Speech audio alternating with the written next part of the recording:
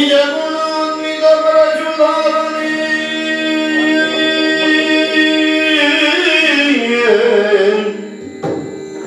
ರಜತಗಿರಿ ಒಡೆಯನ ಕುಮಾರನಿ ವಿದ್ಯೆವಾರಿದಿಯೇ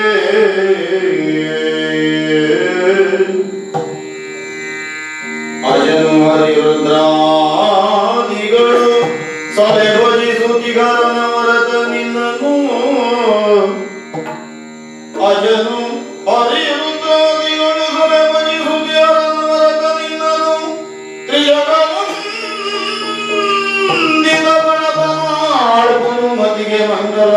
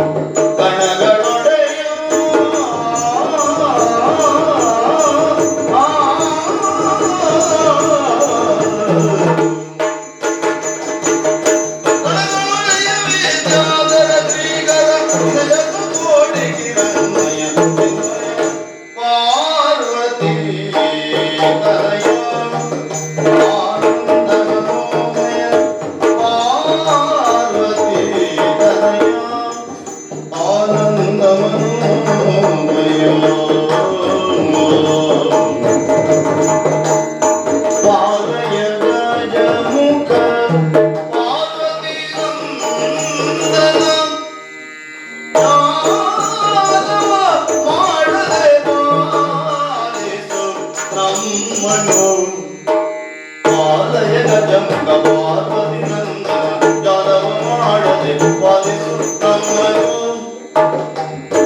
ಜಾಲವ ಮಾಡದೆ ಪಾಲಿಸು ನಮ್ಮನು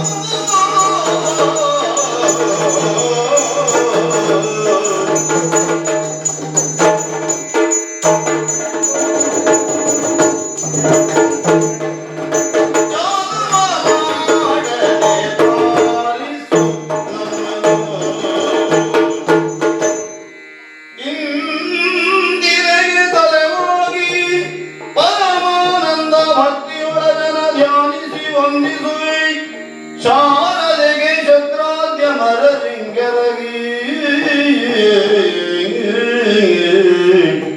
ನಾಂದಿಯೋಳ್ ವರವ್ಯಾಸ ಮುನಿಪದ ದ್ವಂದ್ವ ಕಾನಕನಾಗಿ ಕವಿಗಳ ಸಂಗಳಿಗೆ ಒಲವನ್ನು ಬೇಡುವೆ ನೀ ಕಥಾ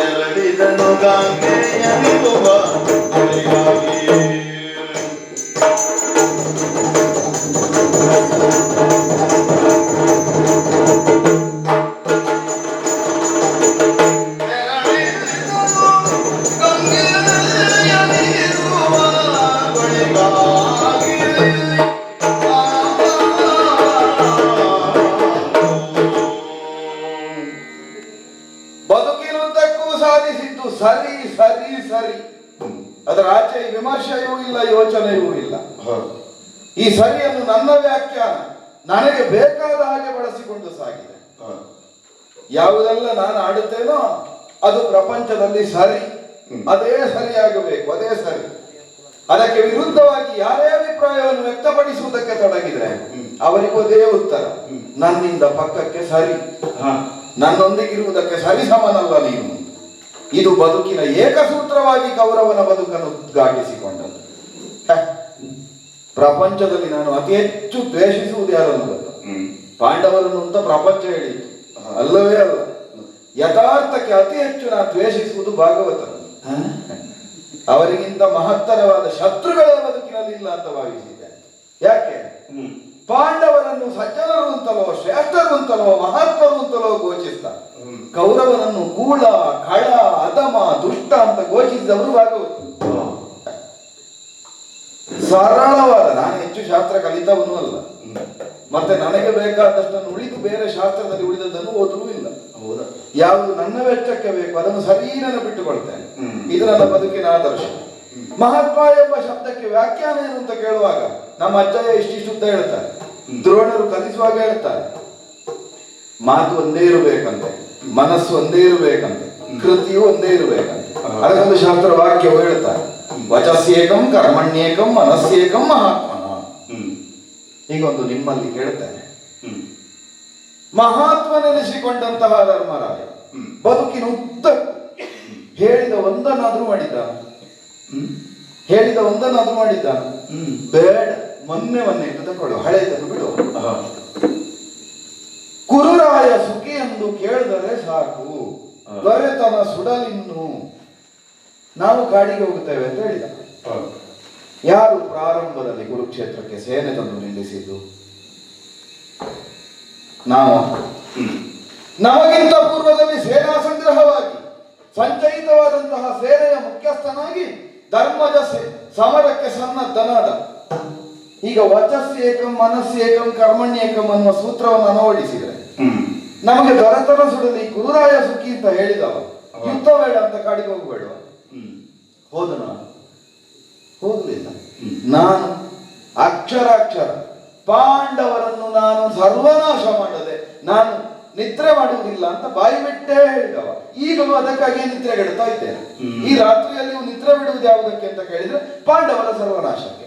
ನನ್ನದು ಮಾತು ಅದೇ, ಕೃತಿಯೂ ಅದೇ, ನನ್ನ ಮನಸ್ಸು ಅದೇ, ಮೂರು ಒಂದೇ. ಹಾಗಾದ್ರೆ ಮಹಾತ್ಮ ನಾನು ಧರ್ಮರಾಯ. ಈ ಭಾಗವತರ ಕೇಳಿ ಭಾಗವತ ಪರಂಪರೆಯನ್ನು ದ್ವೇಷಿಸುವುದ ಕಾರಣಕ್ಕೆ ಮಾತ್ರ ಅಲ್ಲ, ಪಾಂಡವರು ಎಂಬ ಶಬ್ದ ಬರಲಿಕ್ಕಿಲ್ಲ. ಪ್ರಾರಂಭದಲ್ಲಿ ಭಾಗವತರು ತೊಡಗುವುದು ಹೇಗೆ? ಪಾಂಡವರು ಅಂತಲ್ಲ, ಪಾಪ ಪಾಂಡವರು, ಪಾಪ ಪಾಂಡವ. ಕೌರವ ಅಂತ ಬರುವಾಗ ಒಂದು ಕ್ಷಣಕ್ಕಾದ್ರೂ ಕೌರವನ ಬಗ್ಗೆ ಒಂದು ಅನುಕಂಪದ ದೃಷ್ಟಿಯನ್ನಾಗಲಿ, ಕೌರವ ಎಷ್ಟು ಸಾಧಕ ಎಂಬ ದೃಷ್ಟಿಯಾಗಲಿ ಉಂಟ? ಇಲ್ಲವೇ ಇಲ್ಲ. ಕೌರವ ಅಂತ ಹೇಳುವಾಗಲೇ ಅವನೊಬ್ಬ ಕಳ, ಒಬ್ಬ ರಾವಣ ಹುಟ್ಟಿ ಹೋದಾಗೆ ಈ ಕಾಲಕ್ಕಾಗುವಾಗ ಕೌರವ ಹುಟ್ಟಿಕೊಂಡಿದ್ದಾನೆ, ಸರ್ವನಾಶಕ್ಕೆ ಅವನೇ ಕಾರಣ ಅಂತ ನನ್ನನ್ನೇ ದ್ವೇಷಿಸು. ನೋಡುವ, ರಾವಣನನ್ನೇ ನೆಲೆಯಾಗಿಸಿಕೊಂಡು ಒಂದು ತುಲಾಭಾರ ಮಾಡುವುದಕ್ಕೆ ತೊಡಗಿ ಒಂದು ಕಡೆಯಲ್ಲಿ ರಾವಣನೋ ಮತ್ತುಳಿದ ರಾಕ್ಷಸರು ಇದ್ದಾರೆ, ಈಚೆ ಬದಿಯಲ್ಲಿ ಕೌರವ ಇದ್ದಾನೆ ಈ ಕಾಲಕ್ಕೆ ಅಂತ ಹೇಳುವ ಭಾಗವತರಲ್ಲಿ ಪ್ರಶ್ನೆ ನನ್ನದು. ರಾವಣನೋ ರಾಕ್ಷಸರೋ ಪಡೆದ ಹಾಗೆ ಕೌರವನಿಗೆ ವರಬಲ ಉಂಟಾ? ಇಲ್ಲ. ಹೋಗಲಿ, ಉಳಿದಂತಹ ಮಾಯಾಬಲಗಳುಂಟ, ಮಾಯ ಮಾರಣಗಳ ವಶ ಉಂಟ, ಅಣಿವಾದಿ ಅಷ್ಟಸಿದ್ಧಿಗಳುಂಟ? ಯಾವುದೂ ಇಲ್ಲ. ಹಾಗಾದ್ರೆ ಅನಭಿಷಿಕ್ತನೇ ಆಗಿರ್ಲಿ, ಯಾರ್ಯಾವರ್ತಕ ಚಕ್ರವರ್ತಿ ಯಾರು ಅಂತ ಬೆಳಗೊಡೆಯ ಕೆಳಗೆ ಕುಳಿತವನಿಗೆ ಕೌರವ ಅಂತಲ್ವೋ ಈಗಲೂ ಉಗೆ ಅಂತ ಹೇಳುವುದು? ಹಾಗಾದ್ರೆ ಸ್ವಯಂ ವರ್ಚಸ್ಸಿನಿಂದ ಹೇಗೆ ಕಾಡ ಮಧ್ಯದಲ್ಲಿರುವ ಕಾಂತಾರ ನಿಮಹದ ಮಧ್ಯದಲ್ಲಿ ವಾಸಿಸುವ ಸಿಂಹ ಸ್ವಯಂ ಮೃಗೇಂದ್ರನಾಗಿ ರಾರಾಜಿಸ್ತದೋ, ಆರ್ಯಾವರ್ತವೆಂಬಂತಹ ನೃಪಕಾಂತಾರದ ಮಧ್ಯದಲ್ಲಿ ಅನಭಿಷಿಕ್ತರಾದರೂ ಚಕ್ರವರ್ತಿಯಾಗಿ ಆಡಳಿತ ಸೂತ್ರವನ್ನು ಕೈಗೆತ್ತಿಕೊಂಡವನು ಕೌರವ ಸುಯೋಧನ. ಆ ಕೀರ್ತಿಯನ್ನು ಒಂದು ದಿವಸವಾದರೂ ಹೇಳುವುದಕ್ಕುಂಟ? ಇಲ್ಲ. ಹುಟ್ಟುವಾಗಲೇ ಕೌರವನಿಗೆ ಹಾಗಾಯಿತಂತೆ, ಕಾಗೆ ಗೂಗೆಗಳು ಅರಚಿದವಂತೆ, ನರಿಗಳು ಹುಯಿಲಿಟ್ಟವಂತೆ, ಕಾಡಿಗೆ ಬಿಸಿಡಬೇಕಾದವನನ್ನು ತಂದು ಪೀಠದಲ್ಲಿಟ್ಟರೆ ಇನ್ನೇನು ಉರುಳಿದ್ದಪ್ಪ. ಇದೇ ಭಾಗವತರು ಹೇಳು. ನೋಡುವ, ಒಂದು ದಿವಸಕ್ಕಾದ್ರೂ ಪ್ರಶ್ನೆ ಮಾಡಿದ್ದೀರಾ? ತಂದೆಯಾದವನಿಗೆ ಶಾಪ ಸಿಗ್ತದೆ, ತಾಯಿಯನ್ನು ಮುಟ್ಟಿದ್ರೆ ಸಾಹಿತ್ಯ ಅಂತ, ಅದರ ಮೇಲೆ 5 ಮಕ್ಕಳಾಗ್ತದೆ. ವಿಮರ್ಶೆ ಮಾಡಿದ ಒಬ್ಬ ಭಾಗವತ ಇದ್ದಾನೆ, ಯಾರೂ ಇಲ್ಲ. ಹೆಸರು ಹೇಗೆ ಕೇಳುವಾಗ ಪಾಂಡವರು, ಪಂಚ ಪಾಂಡವರು ಹೇಗೆ ಹುಟ್ಟಿದ್ರು ಅಂತ ಒಂದು ಪ್ರಶ್ನೆ ಹುಟ್ಟುತ್ತದ? ಹುಟ್ಟುವುದೇ ಇಲ್ಲ. ಹಾಗಾದ್ರೆ ಸರ್ವ ವಿಮರ್ಶೆಗಳಿಗೂ ಯಾರು ಅಂತ ಕೇಳುವಾಗ ಕೌರವ. ಅದಕ್ಕೊಂದು ಸರಳ ಸೂತ್ರವನ್ನು ನಾನು ಅಳವಡಿಸಿಕೊಂಡಿದ್ದೇನೆ. ಹಣ್ಣಿದ್ದ ಮರಕ್ಕೆ ಕಲ್ಲು ಹೊಡೆಯುವುದು, ಬೋಳು ಮರಕ್ಕೆ ಕಲ್ಲು ಹೊಡೆಯುವವರು ಯಾರೂ ಪ್ರಪಂಚದಲ್ಲಿ ಇಲ್ಲ.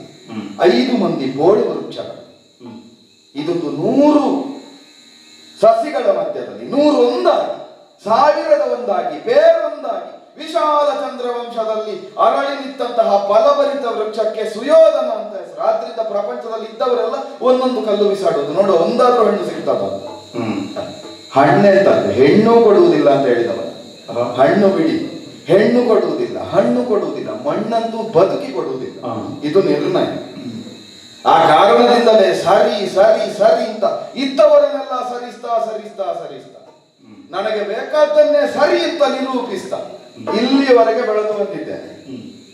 ಈಗ ನೋಡಿ, ಏನೇನೋ ಒಂದಷ್ಟು ಪ್ರಸಂಗಗಳಾಯ್ತು, ನಾನು ತಲೆಗೆಡಿಸಿಕೊಳ್ಳುವುದಿಲ್ಲ.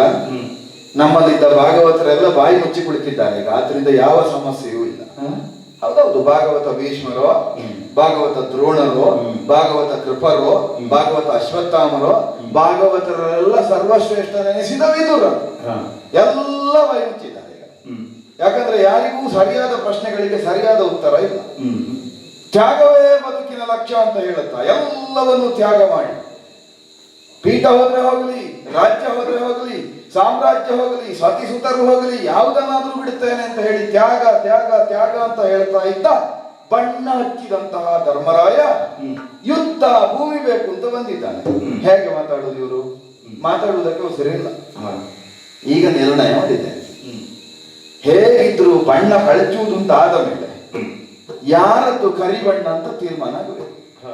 ಈವರೆಗೆ ಕೌರವ ಅಂತ ಹೇಳುವಾಗಲೇ ಕೆಟ್ಟವಂತಲ್ವ, ಕೆಟ್ಟವ ಯಾರು ಅಂತ ಯುದ್ಧದಲ್ಲಿಯೇ ನಿರ್ಣಯ ಆಗಬೇಕು. ಆದ್ರಿಂದಲೇ ಯುದ್ಧವೇ ಬದ್ಧ ಅಂತ ಹೇಳಿ ಕಳುಹಿಸುವ ಆಯ್ತು, ಅವರು ವ್ಯವಸ್ಥೆ ಮಾಡಿಯೂ ಆಯ್ತು. ಈಗ ನಮಗೆ ಸಮಸ್ಯೆ ಪ್ರಾರಂಭ ಆದದ್ದು. ಏನು? ಅವರಲ್ಲಿ ಇರುವುದೇ ಅಲ್ಪ ಸ್ವಲ್ಪ ಅಳಿದ ಬಲಗಳೆಲ್ಲ ಸೇರಿ ಯಾವುದು ಆಗದೇ ಇದ್ದವರನ್ನೆಲ್ಲ ಒಟ್ಟು ಮಾಡಿಕೊಂಡು ಅದಕ್ಕೊಂದು ಪಾಂಡವರು ಎಂಬ ಅದೊಂದು ನಿಜವಾಗಿ ಆದ್ರೆ ಧರ್ಮರಾಯನ ಚಕ್ರವರ್ತಿತ್ವ ಅದಕ್ಕೆ ಅನುಸರಣೀಯವಾಗಿ ಬಂದ ಸಾಮಂತರು ಅಂತೆಲ್ಲ ವ್ಯಾಖ್ಯಾನ ಕೊಡುವುದಕ್ಕಿಲ್ಲ. ಒಂದು ಅಲ್ಪ ಬಲಗಳೆಲ್ಲ ಸೇರಿ ಮಾಡಿಕೊಂಡ ಒಂದು ಕ್ಷೀಣವಾದ ದುರ್ಬಲವಾದ ಒಂದು ಒಕ್ಕೂಟ, ಅದಕ್ಕೆ ಹಾಗೆ ಹೇಳು. ಈ ಕಡೆಯಲ್ಲಿ 11 ಅಕ್ಷೋಹಿಣಿಯನ್ನು ಇರಿಸಿಕೊಂಡು ಎಲ್ಲ ಆರ್ಯಾವರ್ತದ ಸಮಸ್ತ ಧರಾದಿ ಪಾಲಕರು ಮಕುಟವನ್ನು ತಂದು ಪಾದಮೂಲದಲ್ಲಿಟ್ಟು ಜಯ ಹಸಾದ ನಾವಿದ್ದೇವೆ ಯುದ್ಧಕ್ಕೆ ಅಂತ ಹೇಳಿದ ಚಂದ್ರವಂಶದ ಒಂದು ಪಕ್ಷ ಈ ಕಡೆಯಲ್ಲಿ ಅದಿರುವುದು. ನಮಗೆ ಅವರಲ್ಲಿ ಸಮಸ್ಯೆ ಇಲ್ಲ. ಯಾವುದಕ್ಕೆ? ಯಾರನ್ನು ಸೇನಾಧಿಪತಿ ಮಾಡಬೇಕು, ಯಾರನ್ನು ನಿರ್ಣಾಯಕರಾಗಿ ಇರಿಸಿಕೊಳ್ಬೇಕು, ಯಾರನ್ನು ಮಾರ್ಗದರ್ಶಕರಾಗಿ ಇಟ್ಟುಕೊಳ್ಬೇಕು, ಯಾವ ಸಮಸ್ಯೆಯೂ ಇಲ್ಲ. ಸುಗ್ರೀವನ ಸೇನೆ ಇದ್ದಾಗ ಪ್ರಾರಂಭದಲ್ಲಿ 3 ಮಂದಿ 4 ಮಂದಿ ವಾನರೇಶ್ವರರೆಲ್ಲ ಕೇಳಿ ಹೇಳಿದ್ದಾರೆ. ಅವರಲ್ಲಿ ಇರುವುದೇ 4 ಮಂದಿಗಳು 5 ಮಂದಿಗಳು ಮುಖ್ಯಸ್ಥರು ಅಂತ ಎಲ್ಲ ಅವರಿಗೆ ಕೊಡುವುದು. ಮತ್ತೊಂದು ಬಹಳ ಬುದ್ಧಿವಂತಿಕೆ ಉಂಟಲ್ಲಿ. ಒಬ್ಬ ಬುದ್ಧಿವಂತನು ಇದ್ದಾನೆ ಕೃಷ್ಣ. ಅದರಿಂದ ಧರ್ಮರಾಯನಿಗೂ ಬುದ್ಧಿವಂತಿಕೆ. ಎಲ್ಲ ಉಳಿದವರಿಗೆ ಕೊಟ್ಟಾಗೆ ಮಾಡುವುದು, ಎಲ್ಲ ಇವರೇ ಇಟ್ಟುಕೊಳ್ಳುವುದು. ಸೇನಾಧಿಪತಿಯವರು ಆವಾದಿ ಇತ್ತು. ಹಾಗಾದ್ರೆ ಸೇನೆ ನಡೆಸುವುದು ಯಾವ? ಅರ್ಜುನ ಇರು. ಈಗ ಅರ್ಜುನ ಸೇನೆ ನಡೆಸುವುದಾದ್ರೆ ಸೇನಾಧಿಪತಿ ಅಂತ ಉತ್ತರ ಇಲ್ಲ ಸ್ವಾಮಿ. ನಮ್ಮಲ್ಲಿ ಹಾಗಲ್ಲ, ಕೊಡುವುದಿದ್ರೆ ಇಂಥವರಿಗೆ ಅಂತ ನಿರ್ಣಯ. ಆ ಕಾರಣದಿಂದಲೇ ಮಧ್ಯರಾತ್ರಿಯಲ್ಲಿ ಪ್ರಶ್ನೆ ಮಾಡಿದೆ. ಕೇಳಿದರೆ ಈ ಮಾತ್ರೇಶ ಮುಖ್ಯರು ಯಾರು ನಮ್ಮಯ್ಯ ಸೇನೆಗೆ ಅಧಿಪರು? ಮಾತ್ರೇಶರಲ್ಲಿ ಕೇಳುವುದಕ್ಕೆ ಕಾರಣವೂ ಉಂಟು. ನಾವು ಆಜ್ಯ ಪಕ್ಷದಿಂದ ಎಳೆದು ತಂದವರಿಗೆ ಮೊದಲು ಮಣೆ ಹಾಕುವುದು. ಅವರು ಸಂತೋಷ ಪಟ್ಟರು, ಅಧಿಕಾರ ಕೊಡ್ಲಿಕ್ಕಿಲ್ಲ. ಯಾವ ಕಾರಣಕ್ಕೂ ಅಧಿಕಾರ ಇಲ್ಲ. ನಿಮ್ಮಂತೆ ಮಾರ್ಗದರ್ಶನ ಅಂತ ಹೇಳುವುದು. ಅವರಿಗೆ ಯಾವ ಅಧಿಕಾರವೂ ಇಲ್ಲ. ಕರೆತರುವಲ್ಲಿ ಅವರಿಗೆ ಎಲ್ಲವೂ ನಿಮ್ಮಂತೆ. ತಂದ ಮೇಲೆ ನೀವು ಹೇಳಿದಾಗೆ ಮಾವ ಹೇಳಿದ್ದೊಂದನ್ನೂ ಮಾಡುವುದಕ್ಕಿಲ್ಲ. ಹಾಗೆ ಪ್ರಾರಂಭದಲ್ಲಿ ಆಚೆಯಿಂದ ಎಳೆದು ತಂದಂತಹ ಮದ್ರಭೂಪತಿಗಳಲ್ಲಿ ಕೇಳಿದೆ. ಅವರಿಗೆ ನಾನೇ ಅಂತ ಹೇಳುವುದಕ್ಕೆ ಉಪಾಯ ಉಂಟಾ? ಸುಮ್ಮನೆ ಇದ್ರು. ಯಾರಾದ್ರೂ ಆದೀತು. ಗುರುಗಳೆದ್ದು ನಿಂತು ಕಂಠಾಘೋಷವಾಗಿ ಹೇಳಿ, ಹರಿಯ ಮಾಯೆಯ ನುಡಿದು ದುರವನೆ ಸಗುವರೆ ಗಾಂಗೆಯರೇ ಹರಿ ಅಂತ ಹೇಳಿ. ನಮಗೂ ಬೇಕಾಗ್ತದೆ. ನಮಗೆ ಅಜ್ಜಯ್ಯನನ್ನೇ ಮುಂದೆ ಬಿಡಬೇಕು ಅಂತ ಇದ್ದದ್ದು. ಯಾಕೆ? ಯುದ್ಧ ಪ್ರಾರಂಭ ಆಗುವಾಗ ಹೊಡೆದಾಟ ಆಗುವುದಿದ್ರೆ ಧರ್ಮಾಧರ್ಮ ಸಂಘರ್ಷ ಅಂತ ದೊಡ್ಡ ದೊಡ್ಡ ಹೆಸರು ಕೊಟ್ಟವರಿದ್ದಾರಲ್ಲ ವಿದುರಾದಿಗಳು. ಈ ಯುದ್ಧಕ್ಕೆ ಕೌರವ ಪಾಂಡವರ ಯುದ್ಧ ಅಂತ ಹೆಸರಲ್ಲ, ಇದು ಧರ್ಮಾಧರ್ಮ ಸಂಘರ್ಷ. ಆಚೆ ಬದಿಯಲ್ಲಿ ಧರ್ಮವೇ ವೃಕ್ಷವಾಗಿ ಬೆಳೆದು ನಿಂತಿದೆ. ನೀನೊಂದು ನಮ್ಮ ಕುಲಕಂಠಿದ ಮಹಾ ಅಧರ್ಮ ವೃಕ್ಷ ಹೇಳಿದವರಿದ್ದಾರಲ್ಲ. ಈಗ ನೋಡುವ ಯಾವುದು ಧರ್ಮ ಅಂತ. ಭಾಗವತರು ಹೊಡ್ಕೊಳ್ಳುವುದನ್ನು ನೋಡ್ಬೇಕು. ಸರಿ. ಆ ಕಾರಣಕ್ಕೆ ಆಚೆ ಪಕ್ಷದಲ್ಲಿ ಪರಮ ಭಾಗವತನಿಸಿದ ಯುಧಿಷ್ಠಿರ, ನಮ್ಮಲ್ಲಿ ಭಾಗವತರನ್ನೇ ಬಿಡುವುದು.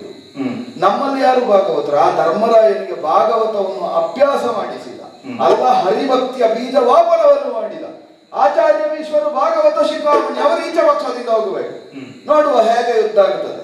ಈ ನಿಲುವು ಆದ್ರೆ ಈ ನಿಲುವು ಉಂಟು ಎನ್ನುವ ಕಾರಣಕ್ಕೆ ಇಷ್ಟು ಸ್ವರ ಏರಿಸಿ ಇಲ್ಲಿ ಹೇಳಿದ್ದೇನೆ ಅಂತ ಅಜ್ಜಯ್ಯನ ಮುಂದೆ ಹೇಳುವುದಕ್ಕುಂಟ ಯಾವುದೂ ಇಲ್ಲ. ನಮ್ಮದು ಎಲ್ಲೆಲ್ಲಿ ಹೇಗೆ ಅಂತ ಉಂಟು. ಮತ್ತೆ ಕೆಲವೊಮ್ಮೆ ಉಂಟು ನಾವು ಒಬ್ಬರೇ ಇದ್ದಾಗ ಅಬ್ಬರೇ ಹೆಚ್ಚು, ನಮಗಿಂತ ಹೆಚ್ಚಿನವರಿದ್ದಾರ. ನಮ್ಮದು ಯಾವುದೂ ಇಲ್ಲ. ನೀವೇ ಹೇಳಿದಾಗೆ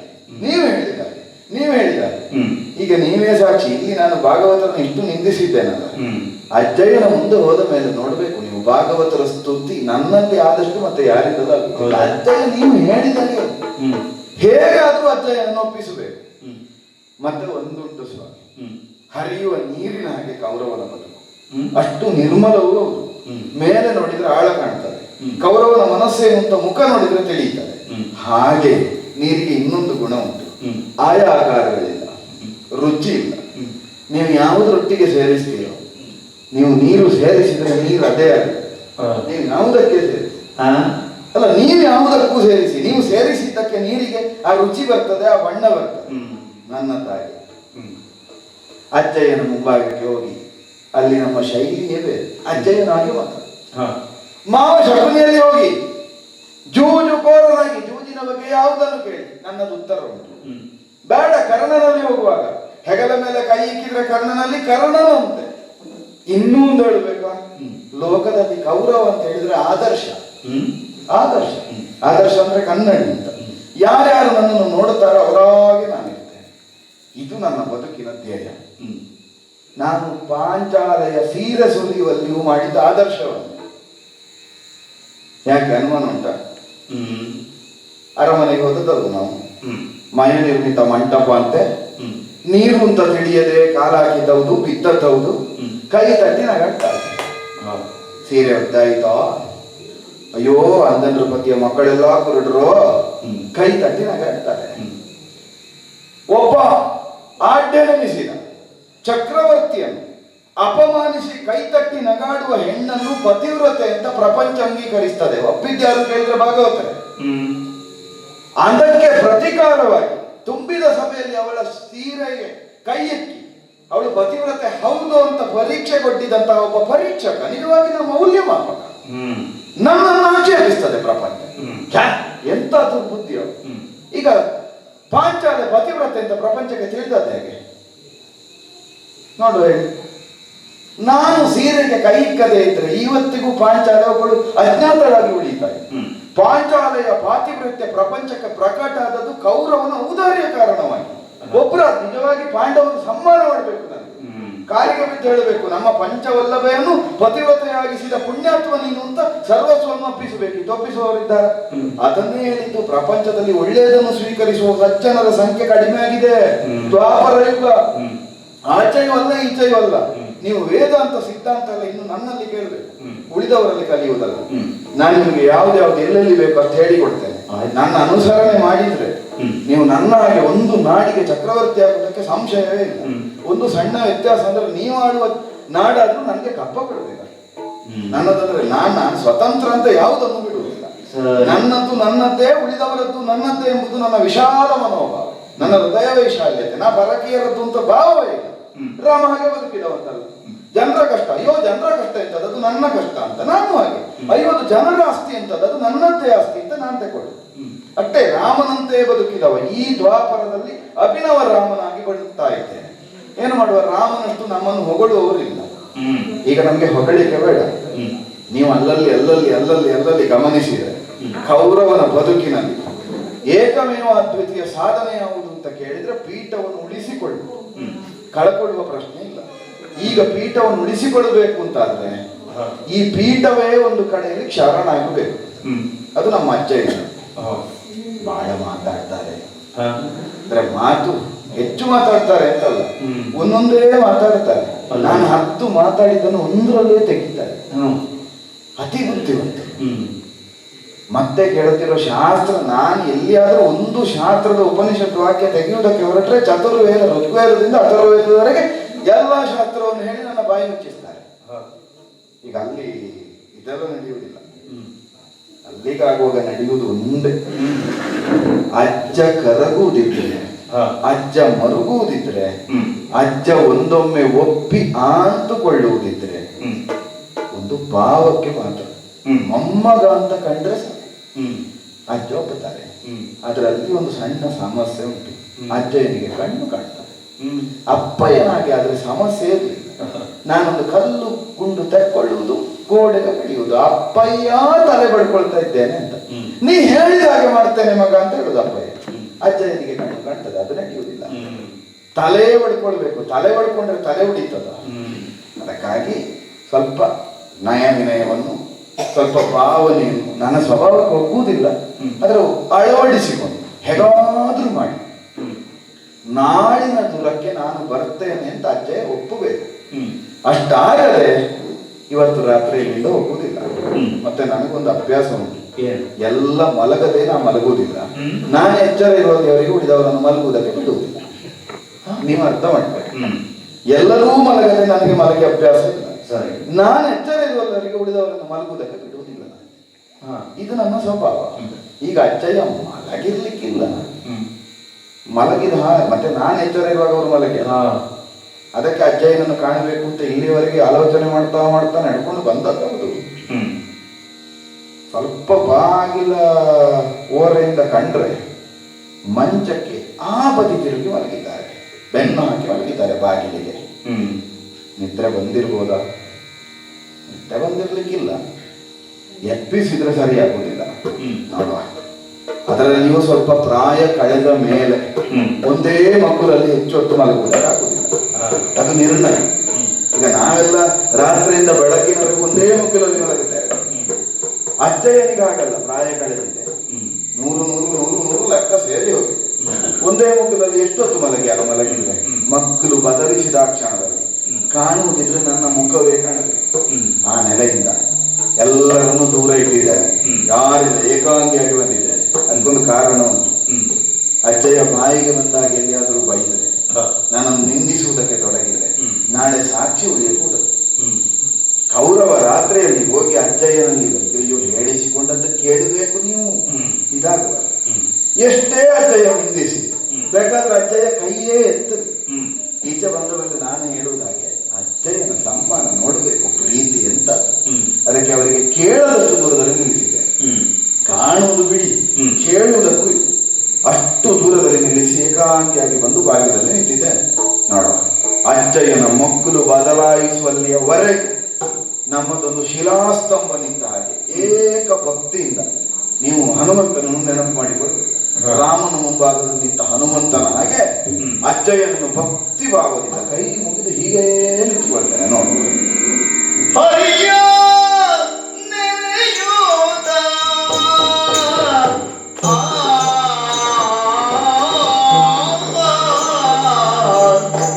ಹರಿಯ ನೆನೆಯುತ್ತ ಮಂಗಳೊಳಗೆ ಮಲಗಿದೆ ಹರಿಯ ನೆನೆಯೋದ ಹರಿಯ ನೆನೆಯೋದ ಮಂಚದೊಳಗೆ ಮಲಗಿರಿ ಭೀಷ್ಮ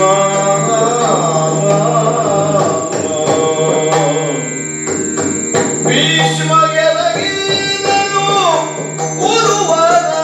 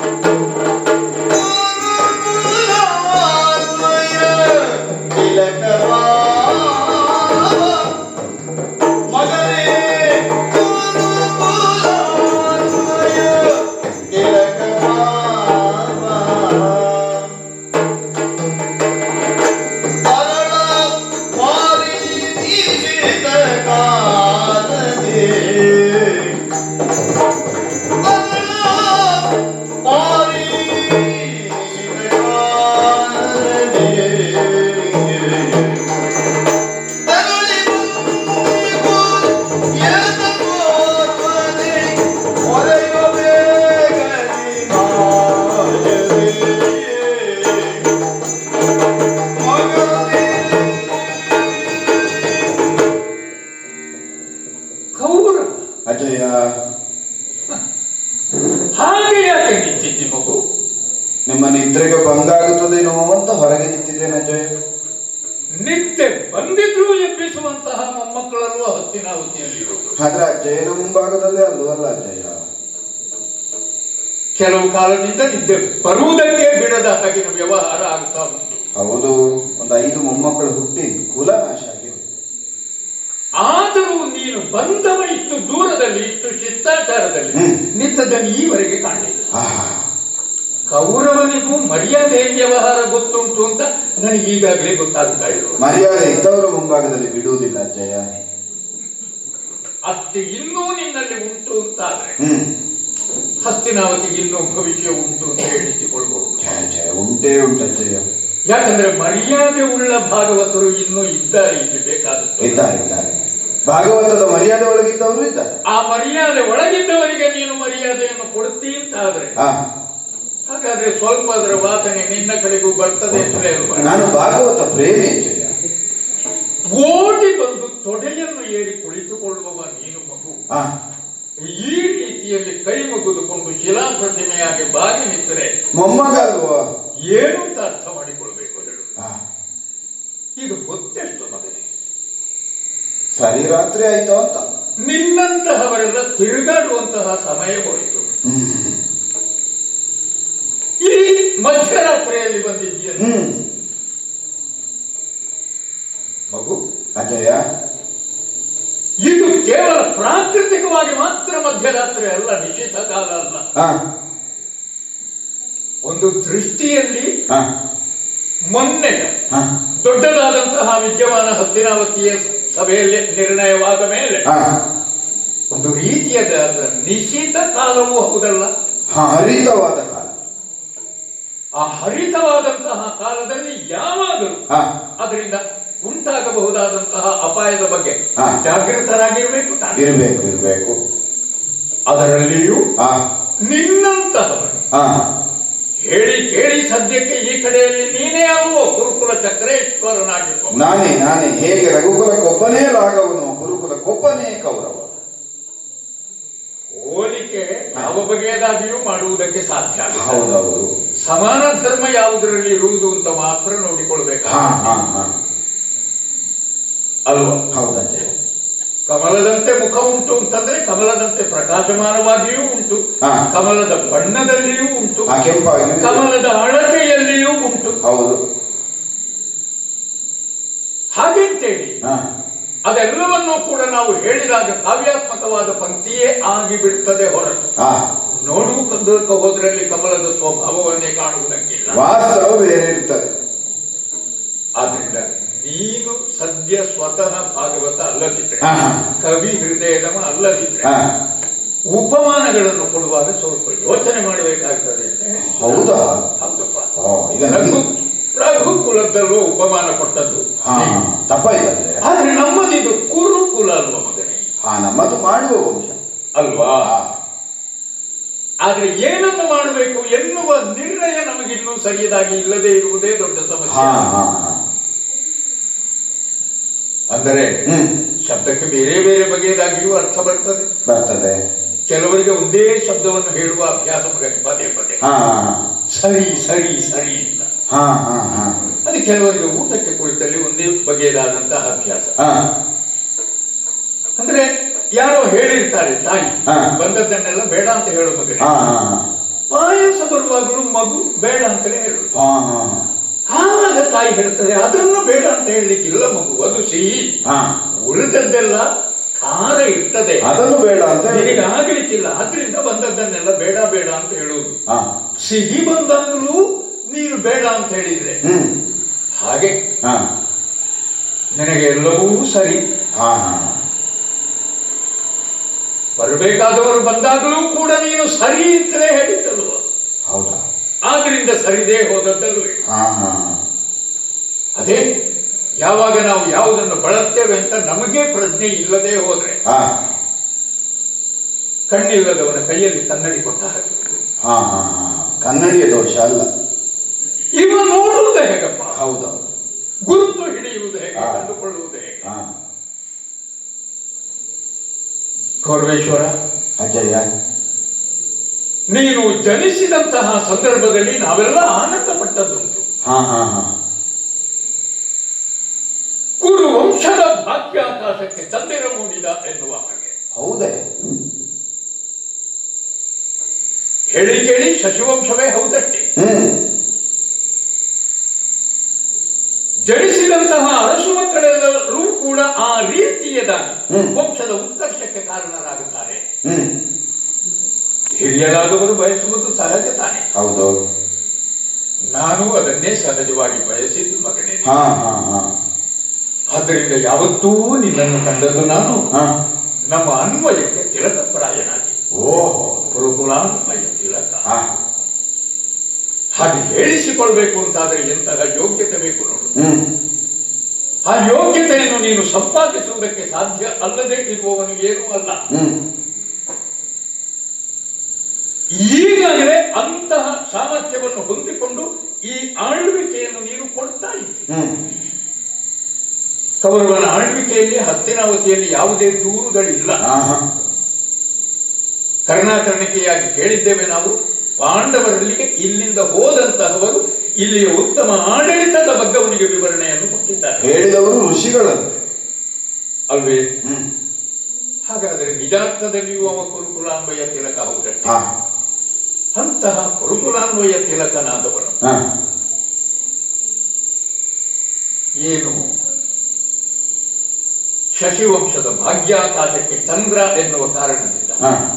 ರಾತ್ರಿಯೇ ವ್ಯವಹಾರ ಮಾಡಬೇಕು ಅಂತ ಏನಾದರೂ ಉಂಟು? ಯಾಕಂದ್ರೆ ಹಗಲಿನಲ್ಲಿ ಚಂದ್ರನಿಗೆ ಅಸ್ತಿತ್ವ ಇಲ್ಲ, ಹಗಲಿನಲ್ಲಿ ಕೌರವನಿಗೂ ಅಸ್ತಿತ್ವ ಇಲ್ಲವೇ? ಹಾ ಹಾ ಹಾ. ಅವನು ಕೇವಲ ರಾತ್ರಿಗೆ ಸೀಮಿತನಾದವನೇ. ಅವನು ಕೇವಲ ರಾತ್ರಿಯ ವ್ಯವಹಾರವನ್ನು ಮಾಡುವವನೇ. ಹಾ ಹಾ. ಅವನು ನಿಶಾಚರನೇ ಅಲ್ಲವಲ್ಲ. ಆದ್ದರಿಂದ ಈ ಹೊತ್ತಿನಲ್ಲಿ ನೀನು ತಿರುಗಾಡಬಾರದು. ಮೇಲಾಗಿ ನಿನ್ನಂತಹವರೆಲ್ಲ ಓರೋರ್ವನೇ ತಿರುಗಾಡುವುದು ಅಂತಂದ್ರು ಸಂಭಾವ್ಯವಾದಂತಹ ಅಪಾಯದಿಂದ ರಕ್ಷಿಸಿಕೊಳ್ಳುವುದಕ್ಕೆ ಹೇಗೆ ಸಾಧ್ಯ ಆಗ್ತದೆ? ಅರಸನಾದವನಿಗೆ ಹಗಲು ಜೊತೆಗೆ ಅಂಗರಕ್ಷಕರು ಸಾಕ್ತಾರೆ. ಹಗಲು ದೀವಟಿಗೆ ಬೇಕು, ಹೌದು, ರಾತ್ರಿಯು ಕೊಡೆಯನ್ನು ಹಿಡಿಯುತ್ತೇವೆ. ಇಷ್ಟೆಲ್ಲ ಒಬ್ಬ ಅರಸನಿಗೆ ಮರ್ಯಾದೆಯನ್ನು ಕೊಡುವಂತಹದ್ದು ನಿನಗೂ ಸಲ್ಲುತ್ತದೆಯಲ್ಲ. ಅದೇಕೆ ಮಗನೇ ಈ ಹೊತ್ತು ನೀನೋರ್ವನನ್ನೇ ನಾನಿಲ್ಲಿ ಕಾಣ್ತಾ ಇದ್ದೇನೆ, ಒಬ್ಬನೇ ಬಂದೆಯ? ಅದು ಸರಿಯಲ್ವಲ್ಲ.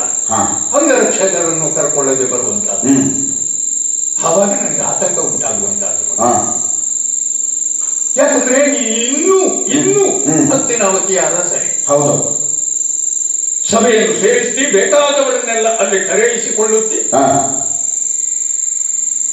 ಎಷ್ಟು ಚಂದಕ್ಕೆ ಅವರ ಮುಂಭಾಗದಲ್ಲಿ ಮಾತನಾಡುತ್ತೀನಿ ನೀನು. ಆ ಸಂದರ್ಭದಲ್ಲಿ ನಾನು ಅಲ್ಲಿ ಉಪಸ್ಥಿತನಿರ್ತೇನೆ, ಕರೆಯಿಸಿಕೊಳ್ಳಬಹುದಾದವ ನನ್ನನ್ನು. ಆದ್ರೆ ಹಾಗೆ ನೀನು ಮಾಡಲಿಲ್ಲ, ಇಲ್ಲಿಗೆ ಓಡಿ ಬಂದಿದ್ದ. ಅದು ಈ ಮಧ್ಯರಾತ್ರಿ ಹೊತ್ತು.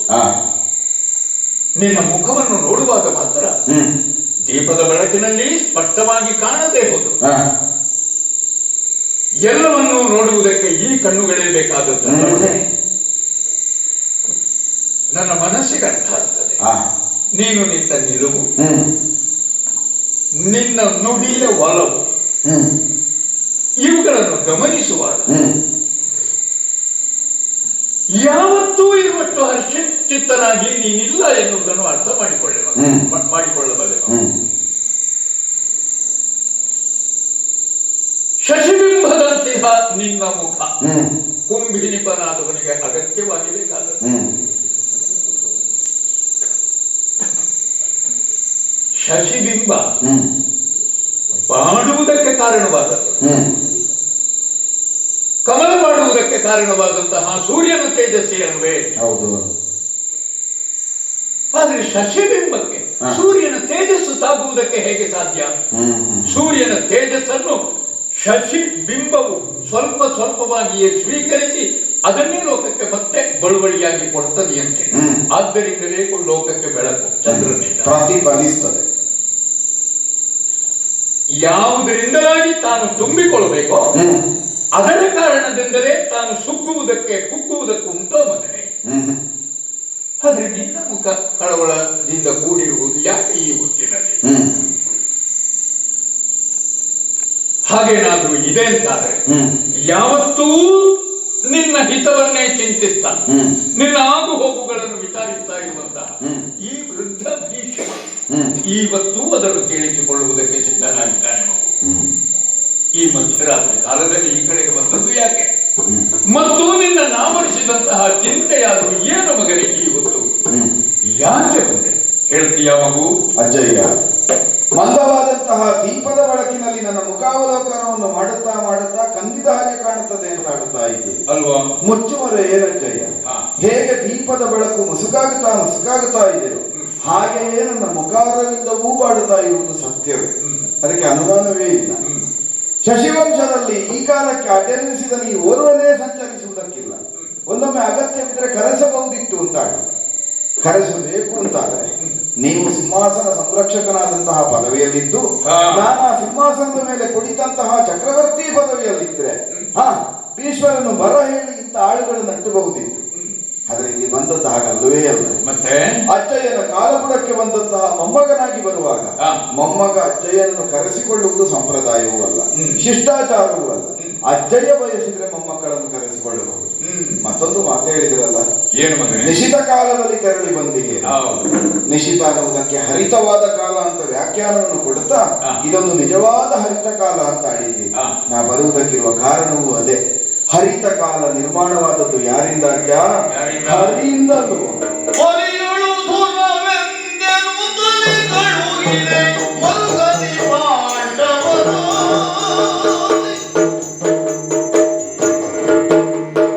ಒಲಿಯಳು ಧುರವೆಂದೆನು ತಲೆಗಳು ಇಳೆ ಮರುಗದಿ ಪಾಂಡವರ. ಮರುಗದಿ ಪಾಂಡವರ.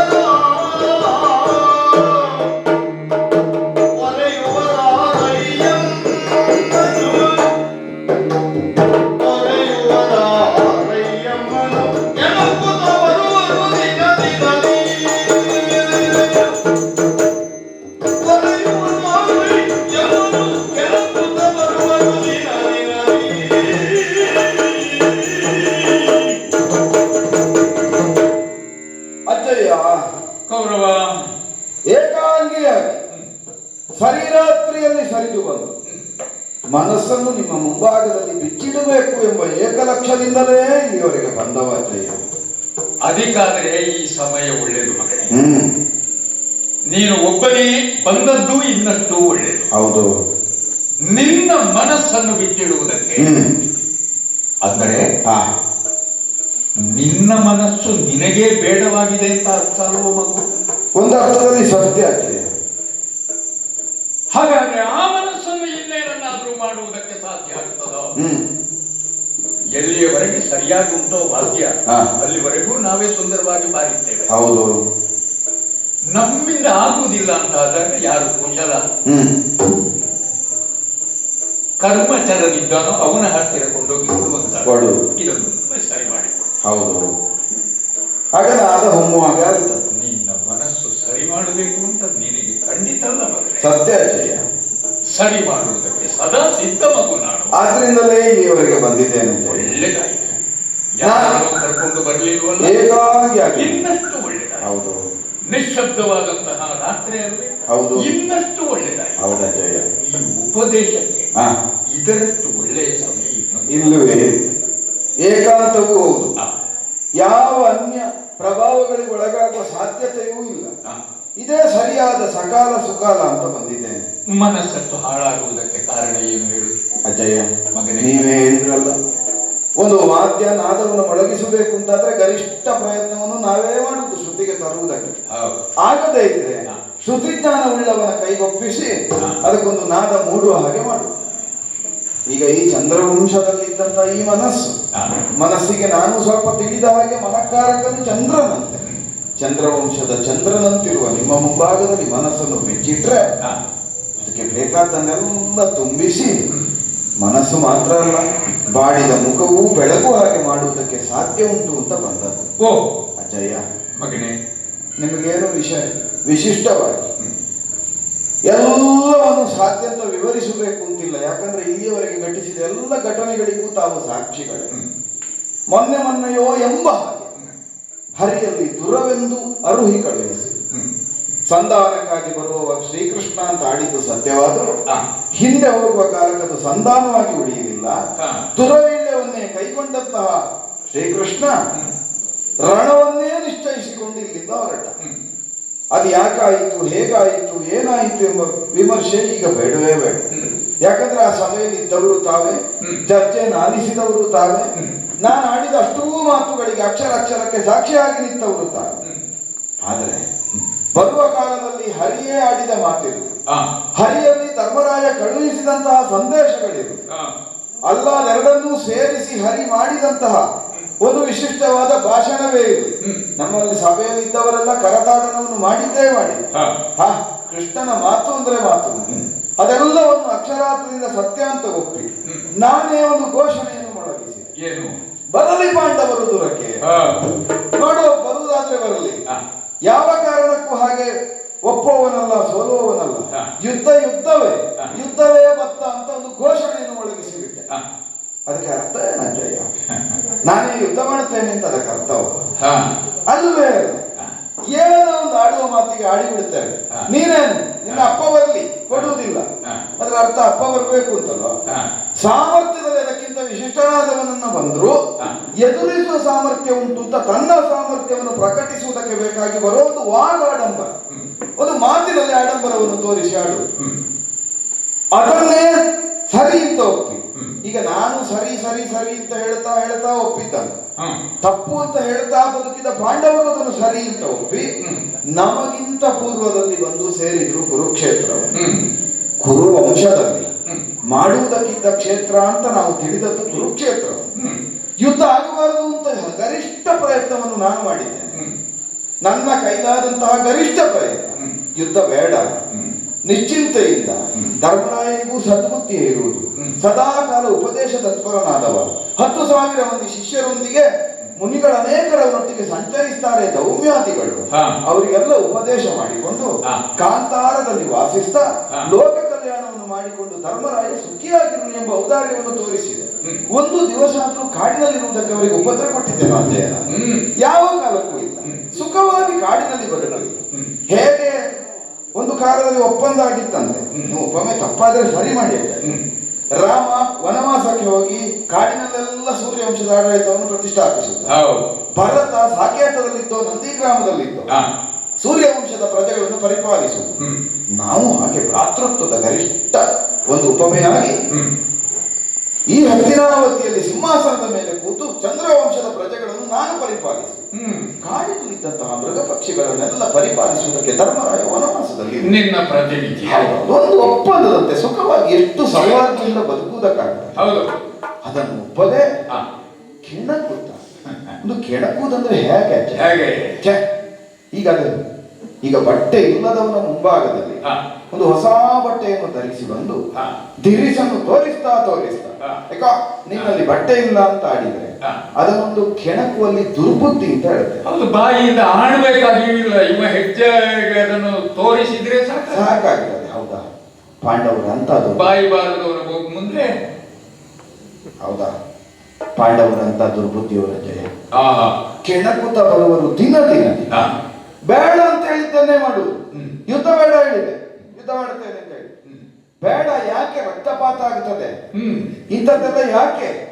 ಒಬ್ಬನಿಗಾಗಿ ಸಮಸ್ತರು ಸಾಯುವಂತಹ ದಾರುಣ ಸ್ಥಿತಿ ಯಾಕೆ? ಒಂದು 5 ಮಂದಿ ಕಾಡಿಗೆ ಹೋದ್ರಾಯ್ತಪ್ಪ, ಅವರದೊಂದು ಹೆಂಡತಿಯನ್ನೋ ತಾಯಿಯನ್ನೋ ಕರ್ಕೊಂಡು ಮತ್ತೆ ಯಾರು ಆಕ್ಷೇಪ ಮಾಡಿ? ಒಂದು ತ್ಯಾಗ ದೊಡ್ಡ ವಿಷಯವೇ ಅಲ್ಲ. ಒಂದು ಇಡೀ ಸಾಮ್ರಾಜ್ಯವನ್ನು ಉಳಿಸುವುದಕ್ಕೆ ಯಾವುದೋ ಒಂದು ಶಾಸ್ತ್ರವಾಕ್ಯ ಉಂಟಂತ, ತ್ಯಜೇತೇಕಂ ಕುಲಸ್ಯಾರ್ತೆ ಅಂತ. ಹೌದೌದು, ಒಂದು ಕುಲವನ್ನು ಉದ್ಧರಿಸುವುದಕ್ಕೆ ಒಬ್ಬನನ್ನು ಬಿಡಬಹುದು.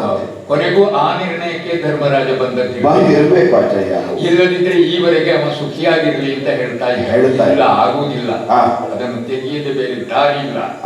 ಯಾಕಂದ್ರೆ ಅದು ಮನೆ ಮೇಲೆ ಬೀಳುವ ತೆಂಗಿನ ಮರ ಅಂತ ಅವನಿಗೆ ಕಂಡಿಲ್ಲ. ಆದೀತಚ್ಚಯ್ಯ, ಒಂದು ಉಂಟು, ತೆಂಗಿನ ಮರದ ಮೇಲೆ ಅಷ್ಟು ಭಕ್ತಿ ಉಂಟು ಅಂತಾದ್ರೆ ಮನೆಯನ್ನಲ್ವ ಕಿತ್ತು ಆಚೆ ಇಡಬೇಕಾ? ತೆಂಗಿನ ಮರ ಕಡಿತೇನೆ ಅಂತ ಹೊರಡುವ ದುಷ್ಟನೇ ಅಲ್ಲ. ಮತ್ತೊಂದು ಉಂಟು, ಈಗ ತೆಗೀತೇನೆ ಒಂದನ್ನು ಅಂತ ಧರ್ಮರಾಯ ಹೊರಟದ್ದೇ ಸತ್ಯ ಅಂತಾದ್ರೆ ಕಳೆಯನ್ನೇ ತೆಗೆಯಬೇಕು ಹೊರತಾಗಿ ಬೆಳೆ ತೆಗೆಯುವುದಲ್ಲ. ಈಗ ಕಳೆಗಳನ್ನೆಲ್ಲ ಉಳಿಸಿ ಬೆಳೆ ತೆಗೆಯುವುದಕ್ಕೆ ಹೊರಟಾಗ ಆಗಿದೆ ಅವರು. ಬೆಳೆಯೇ ಕಳೆಯ ಸ್ವರೂಪಕ್ಕೆ ಬಂದಾಗ ಇಡೀ ಬೆಳೆಯನ್ನೇ ನಾಶ ಮಾಡುವಂತಹ ಆ ಹೊಸ ದಾರಿಯನ್ನು ಕಂಡುಕೊಂಡಿದೆ, ಅನಿವಾರ್ಯ ಆಗುತ್ತದೆ. ಈಗ ನಾನು ಅದಕ್ಕೆ ಹೊರಟದ್ದಯ್ಯ. ಒಂದು ಉಳಿತದೆ ಬೆಳೀತದೆ ಬೆಳೀಲಿ ಅಂತ ನೋಡಿದ್ರೆ ಇಲ್ಲ, ಬೆಳೆಯೇ ಕಳೆಯಾಗಿದೆ, ಕಳೆಯೇ ಕೊಳೆಯಾಗಿದೆ. ಆ ಕೊಳೆಯನ್ನು ಕಳೆಯದೆ ಈ ಬೆಳೆ ಬೆಳೆಯುವುದಕ್ಕೂ ಇಲ್ಲ, ಈ ಬೆಳೆ ಉಳಿಯುವುದಕ್ಕೂ ಇಲ್ಲ. ಆದ್ದರಿಂದ ನನಗೊಂದು ದೊಡ್ಡ ಸಂಶಯ ಅಲ್ಲ, ಜಿಜ್ಞಾಸೆ ಇದ್ರೆ ಬಾರದೆ ಇರುವುದೇ ಅದು. ಈಗ ನನ್ನ ಪಕ್ಷಕ್ಕೆ ನಾನು ಏನೇ ಮಾಡಿ ನನಗೊಂದು ಬೆಂಬಲವಾಗಿ ಬೆನ್ನಿಗೆ ನಿಂತು ಗೌರವ ಅಲ್ವಾ, ನನ್ನ ಮೊಮ್ಮಗ ನಾನಿದ್ದೇನೆ ಅಂತ ಹೇಳುವುದಕ್ಕೆ ನೀವಿದ್ದೀರಿ.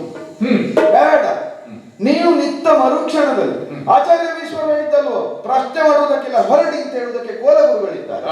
ಅವರೊಟ್ಟಿಗೆ ಅವರ ಮಗ ಅಶ್ವತ್ಥಾಮರು ಬರ್ತಾರೆ, ಭಾವ ಕೃಪಾಚಾರ್ಯರು ಬರ್ತಾರೆ, ಅವರದ್ದು ಎಲ್ಲ ಬ್ರಾಹ್ಮಣ ಪರಿಷತ್ತು ಒಟ್ಟಾಗಿ ಬರ್ತದೆ. ಶಾಸ್ತ್ರ ಹೇಳುದು ಹಾಗೆ ಅಲ್ಲ, ಋಷಿ ಪರಿಷತ್ತು ಯಾವುದನ್ನು ಅನುಮೋದಿಸ್ತದೋ ಅದು ಒಳ್ಳೆಯದು. ನಮ್ಮಲ್ಲಿ ಬ್ರಾಹ್ಮಣರ ಅನುಮೋದನೆ ನೋಡಿ, ದ್ರೋಣಾಚಾರ್ಯರು ಬೇಕು, ಕೃಪಾಚಾರ್ಯರು ಬೇಕು, ಅಶ್ವತ್ಥಾಮಾಚಾರ್ಯರು ಬೇಕು. ನೋಡು, ಆ ಪಕ್ಷದಲ್ಲಿ ಒಬ್ಬ ಬ್ರಾಹ್ಮಣರನ್ನು ತೋರಿಸಿ ಯಾರು ಇಲ್ಲ. ಬ್ರಾಹ್ಮಣರು ಅನುಮಾನ ಇಲ್ಲದೆ ಅಂಗೀಕರಿಸಿದ್ದು ನನ್ನನ್ನು ನೋಡಿ ಅಲ್ಲಜ್ಜಯ್ಯ, ನಿಮ್ಮನ್ನು ನೋಡಿ. ಹೌದು, ನನಗದು ನಿರ್ಣಯ. ನನ್ನನ್ನು ಮುಂದೆ ಬಿಟ್ಟದಕ್ಕಲ್ಲ, ಭೀಷ್ಮರಪ್ಪಿದ್ದಾರಲ್ವಾ, ನಾವು ಹೋಗುವ.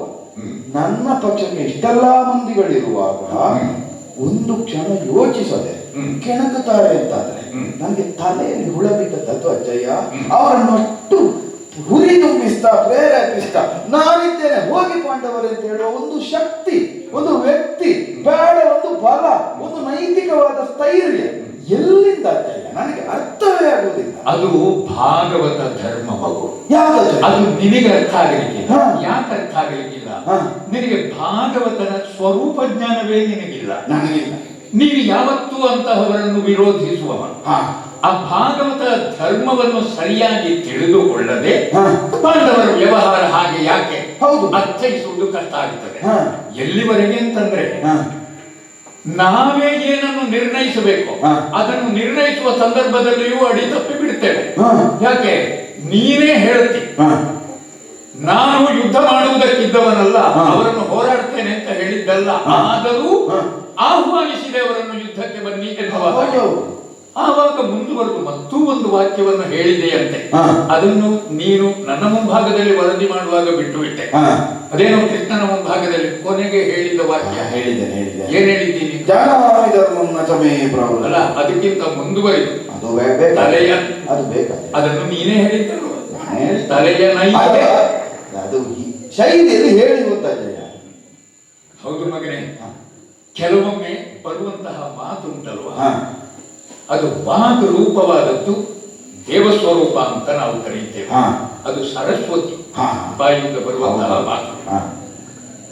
ಕೆಲವೊಮ್ಮೆ ಮನೆಯಲ್ಲಿ ಆಡುವುದು ಹಾಗೆ, ಬೇಡದ ಶಬ್ದಗಳನ್ನೆಲ್ಲ ಆಡ್ತಾ ಇದ್ರೆ, ಯಾಕಂದ್ರೆ ವಾಸ್ತು ಪುರುಷ ಮನೆಯಲ್ಲಿ ಆಡುವಂತಹ ಮಾತುಗಳಿಗೆಲ್ಲ ಅಸ್ತು ವಸ್ತು ಅಂತ ಹೇಳ್ತಾ ಇರ್ತಾನಂತೆ. ಆದ್ರಿಂದ ಯೋಚನೆ ಮಾಡಿ ಮಾತಾಡಬೇಕು. ಅದು ಕೆಟ್ಟ ಶಬ್ದಗಳನ್ನು ಆಡುವ ಮುಂದೆ ಮೊದಲು ಬಹಳವಾಗಿ ಯೋಚನೆ ಮಾಡಬೇಕು ಅಂತ. ಆದರೂ ಕೆಲವೊಮ್ಮೆ ಬಾಯಿಂದ ಬಂದು ಹೋಗುವುದು ನೋಡು. ತುರಕ್ಕೆ ಬೆದರುವನಲ್ಲ ಎನ್ನ ತಲೆಯ ನಿನ್ನ ಶಿರದಿ ಸಮರ್ಪಿಸಬೇಕು. ಆವಾಗ ನಮ್ಮ ಮೇಲೆ ನಮಗೆ ನಿಯಂತ್ರಣ ಇಲ್ಲದೆ ಹೋಗ್ತದೆ. ಆ ಕಾರಣದಿಂದ ನೀನು ಆಡಿದೆಯೋ ಏನೋ. ನಿನಗೆ ಅನೇಕ ಸಂದರ್ಭಗಳಲ್ಲಿ ರಾಮನ ಉಪಮಾನಗಳು ಸಿಗ್ತವೆ. ಆದರೆ ಕೃಷ್ಣನ ಮುಂಭಾಗದಲ್ಲಿ ಹೇಳುವಾಗ ನಿನ್ನನ್ನು ಹೋಲಿಸಿಕೊಳ್ಳುವುದಕ್ಕೆ ಸಿಕ್ಕಿದ್ದು ನನಗೆ ಕಂಸ ರಾವಣ ಮುಖ್ಯ. ಹೌದಾ? ಆಮೇಲೆ ನೀನು ಹೇಳ್ತಿ ರಾಮನಂತೆ ಭರತನಂತೆ ಎನ್ನುವ ಹಾಗೆ. ಭರತನಿಗೋಸ್ಕರವಾಗಿ ರಾಜ್ಯ ಬಿಟ್ಟು ಹೋದವನಿದ್ದಾನೆ. ಹೌದೌದು. ಯವರಾಜ್ಯಾಭಿಷೇಕವಾಗಿ ರಾಜಸೂಯದ ಸಂದರ್ಭದಲ್ಲಿ ಚಕ್ರವರ್ತಿತ್ವಕ್ಕೆ ಅರ್ಹತೆಯನ್ನು ಅವರು ಪಡೆದಾಗ ನೀನು ಹಸ್ತಿನಾವತಿಯನ್ನು ಅವರಿಗೆ ಬಿಟ್ಟು ಕಾಡಿಗೆ ತೆರಳಬೇಕಿತ್ತು, ಧರ್ಮರಾಯನ ಪ್ರತಿನಿಧಿಯಾಗಿ ಹೊರತು. ಅಲ್ಲ ಹೇಳಿದ್ದು ನಾನು. ನೀನು ಅದನ್ನೇ ರಾಮ ಭರತರಿಗೆ ಉದಾಹರಣೆಯನ್ನು ಕೊಟ್ಟು ಹೋಲಿಸಿ ಹೇಳ್ತಾ ಇದ್ದಿ ಮಗು. ಹಾಗಾದ್ರೆ ಹೀಗೆಲ್ಲ ಆಡಬೇಕು ಅಂತ ಆದ್ರೆ ಮಗು, ನೀನು ಆ ಕೃಷ್ಣನನ್ನು ಅರ್ಥ ಮಾಡಿಕೊಳ್ಳದಿರುವುದೇ ದೊಡ್ಡ ದೋಷ. ಕೃಷ್ಣ ಇಲ್ಲಿ ಋಷಿ ಕಲ್ಪ, ಬ್ರಾಹ್ಮಣರೇ ಇದ್ದಾರೆ, ದ್ರೋಣರಿದ್ದಾರೆ, ಕೃಪಾಚಾರ್ಯರಿದ್ದಾರೆ, ಅಶ್ವತ್ಥಾಮನನ್ನು ಸೇರಿಸಿ ಅಂತ ಕಾಣ್ತದೆ. ಅವರಲ್ಲಿ ಶುದ್ಧ ಬ್ರಾಹ್ಮಣರು ಯಾರು ಅಂತ ನಾವು ಹುಡುಕಬೇಕಾಗಿತ್ತು. ಆದರೆ ಪಾಂಡವರಲ್ಲಿ ಬ್ರಾಹ್ಮಣನಾಗಿ ಯಾರಿದ್ದಾರೆ ಅಂತ ಕೇಳ್ತೀಯಲ್ಲ, ಯಾರಿದ್ದಾರೆ? ಅಲ್ಲಿ ಮಹಾಬ್ರಾಹ್ಮಣನೇ ಇದ್ದಾನೆ. ಆದಿನಾರಾಯಣ ದುಷ್ಟ ಶಿಕ್ಷಣಗಾಗಿ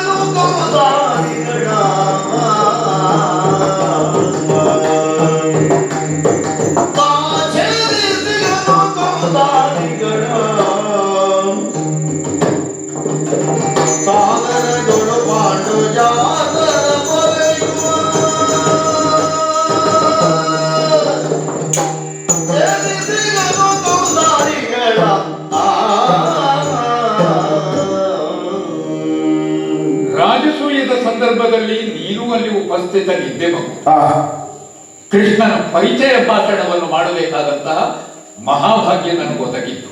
ಹೌದಜ್ಜಯ್ಯ. ಅಗ್ರ ಪೂಜೆಗೆ ಯಾರು ಅಂತ ಪ್ರಶ್ನೆ ಬಂದಾಗ ಏನೆಲ್ಲ ಭಾಷಣ ಮಾಡಿದ್ರು ಅಜ್ಜ. ಅದನ್ನು ಕೇಳಿಸಿಕೊಂಡ ಮೇಲೆ ಪಾಂಡವರ ಪಕ್ಷದಲ್ಲಿ ಬ್ರಾಹ್ಮಣ ಯಾರಿದ್ದಾರೆ ಅಂತ ಕೇಳ್ತೀಯಲ್ಲ. ಅಗ್ರ ಪೂಜೆ ಯಾರಿಗೆ ಕೊಡಬೇಕು ಎನ್ನುವಾಗ ವಿಷಯಗಳು ಬಂತಲ್ಲ. ಒಬ್ಬ ಶ್ರೇಷ್ಠನಾದ ಕ್ಷತ್ರಿಯನಿಗೆ, ಅಥವಾ ಉತ್ತಮನಾದಂತಹ ಬ್ರಾಹ್ಮಣನಿಗೆ, ಇಲ್ಲ ಸ್ನಾತಕ ಶ್ರೇಷ್ಠನಿಗೆ, ಹೀಗೆಲ್ಲ ಹೇಳುವಾಗ ಅದೆಲ್ಲವೂ ಕೃಷ್ಣನಾಗಿದ್ದಾನೆ ಅಂತ ಹೇಳುತ್ತಾ ಆ ಒಂದೊಂದು ವಿಷಯಕ್ಕೂ ನಾನು ಸಕಾರಣವಾಗಿ ಸಮರ್ಥನೆಯನ್ನು ಕೊಟ್ಟೆ ನೋಡು. ಅದನ್ನು ಇನ್ನೊಮ್ಮೆ ನೆನಪು ಮಾಡಿಕೊ. ಕೃಷ್ಣನನ್ನು ಬ್ರಾಹ್ಮಣ ಅಂತ ಈಗಲಾದರೂ ಒಪ್ಪಿಕೊಳ್ತೀಯೋ ನೀನು? ನನ್ನದೊಂದ್ರೆ ಅಜ್ಜಯ್ಯ, ನನ್ನ ಭಾಷಣ ಎಲ್ಲ ಆಯಾ ದಿವಸದ ವೇದಿಕೆಗೆ ಅಷ್ಟೇ ಮೀಸಲು. ಹಾಗೆ ನಾನು ನಿಮ್ಮ ಭಾಷಣ ಹಾಗೆ ಅಂತ ಬರೀ. ಹಾಗಾಗಬಾರದು ಮಗು. ಇವತ್ತು ಆಡಿದ್ದನ್ನು ನಾಳೆಯೂ ಆಡಬೇಕು, ನಾಳ್ದೂ ಆಡುವಂತಿರಬೇಕು. ಅದು ನಿನ್ನೆ ನಾನು ಹೇಳಿದ್ದು ಹಾಗಲ್ಲ, ಅರ್ಥ ಮಾಡಿದ್ದು ನೀವು ಬೇರೆಯಾಗಿದೆ ಅಂತ ಹೇಳುವವನು ಕಾಲಕ್ಕೆ ತಕ್ಕಂತೆ ತನ್ನನ್ನು ಬದಲಾಯಿಸಿಕೊಳ್ಳುವ ರಾಜಕಾರಣಿಯಾಗುತ್ತಾನೆ. ಅದೊಂದು ಸಣ್ಣ ಸಮಸ್ಯೆ ಆಗ್ತದಲ್ಲ ಅಜ್ಜಯ್ಯ. ಏನು?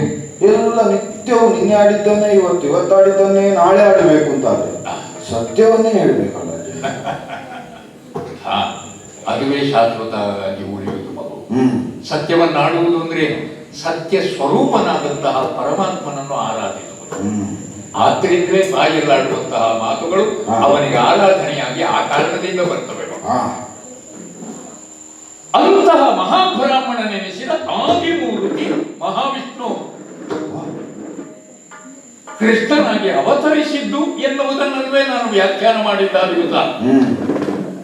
ತೊಡಗಿದ್ದಲ್ಲಿಂದ ನೀನೇ ಯೋಚನೆ ಮಾಡು. ಆಲದ ಎಲೆಯಲ್ಲಿ ಮಲಗಿದಲ್ಲಿಂದ ತೊಡಗಿದ್ದಲ್ಲ. ಹೆಚ್ಚು ಕಡಿಮೆ ಇಡೀ ಭಾಗವತದ ಕಥೆಯನ್ನು ಆ ಸಭೆಯಲ್ಲಿ ನಾನು ಹೇಳಿದವನಿದ್ದೇನೆ. ಆ ಕೃಷ್ಣ ಮಾಡಿದಂತಹ ಒಂದೊಂದು ಸಾಹಸದ ಕೆಲಸವನ್ನು ಹೇಳಿದ್ದು. 7 ದಿವಸದ ಶಿಶುವಿನಲ್ಲಿ ರಾಕ್ಷಸರನ್ನು ಕೊಲ್ಲುವಂತಹ ಸಾಮರ್ಥ್ಯಲ್ಲಿ ಬರಬೇಕು ಮಗು. ಹಾಗಾದ್ರೆ ಅವನಲ್ಲಿ ಬರುವುದಕ್ಕೆ ಸಾಧ್ಯವು. ಯಾಕಂದ್ರೆ ಸಾಮರ್ಥ್ಯದ ಸ್ವರೂಪವೇ ಅವನಾಗಿದ್ದಾನೆ. ಮೂರ್ತಿವಂತವಾದ ಸಾಮರ್ಥ್ಯವಾಗಿದ್ದಾನೆ ಆ ಪರಮ ಪುರುಷ. ಹಾಗಾದ್ರೆ ಅಂತಹ ಸಾಮರ್ಥ್ಯವನ್ನು ಮೈಗೂಡಿಸಿಕೊಂಡವ ಈ ಧರೆಯಲ್ಲಿ ಉದಿಸಿ ಬಂದದ್ದು ಯಾಕೆ? ನನ್ನ ಹಾಗೆ ನಿನ್ನ ಹಾಗೆಲ್ಲ ಜನಿಸಿದವನ ಅವನು ಅಲ್ಲವಟ್ಟೆ. ತಾನಾಗಿ ಬಯಸಿ ತಾಯಿಗೆ ಮಗುವಾಗಿ ಅವನು ಜನಿಸಿದ್ದಾನೆ ಎನ್ನುವುದಕ್ಕಿಂತಲೂ ದೇವಕಿಗೆ ಕಂದನಾಗಿ ಮೋದದಿಂದ ಉದಿಸಿ ಬಂದಿದ್ದಾನೆ. ಈಗ ನಿಜವಾಗಿ ಜನಿಸುವಾಗ ಅದು ಉದಿತವಾಗುವುದಲ್ಲ, ಅದು ಪಾತವಾಗುವುದು ಹೌದಲ್ಲ. ಆದರೆ ಕೃಷ್ಣ ಪರಮಾತ್ಮನಿಗೆ ಹೇಳುವಾಗ ಉದಿಸಿ ಬಂದವ ಅಂತ ಹೇಳುವುದಕ್ಕೆ ಕಾರಣ ಅದು. ಅವ ಎದ್ದು ಬಂದವನಾಗಿದ್ದಾನೆ ಗರ್ಭದಿಂದ. ಉಳಿದವರದೆಲ್ಲ ಪತನ ಆದರೆ ಇವತ್ತು ಉದಿಸುವ ಅಲ್ಲಿಂದ ಎದ್ದು ಬಂದದ್ದು.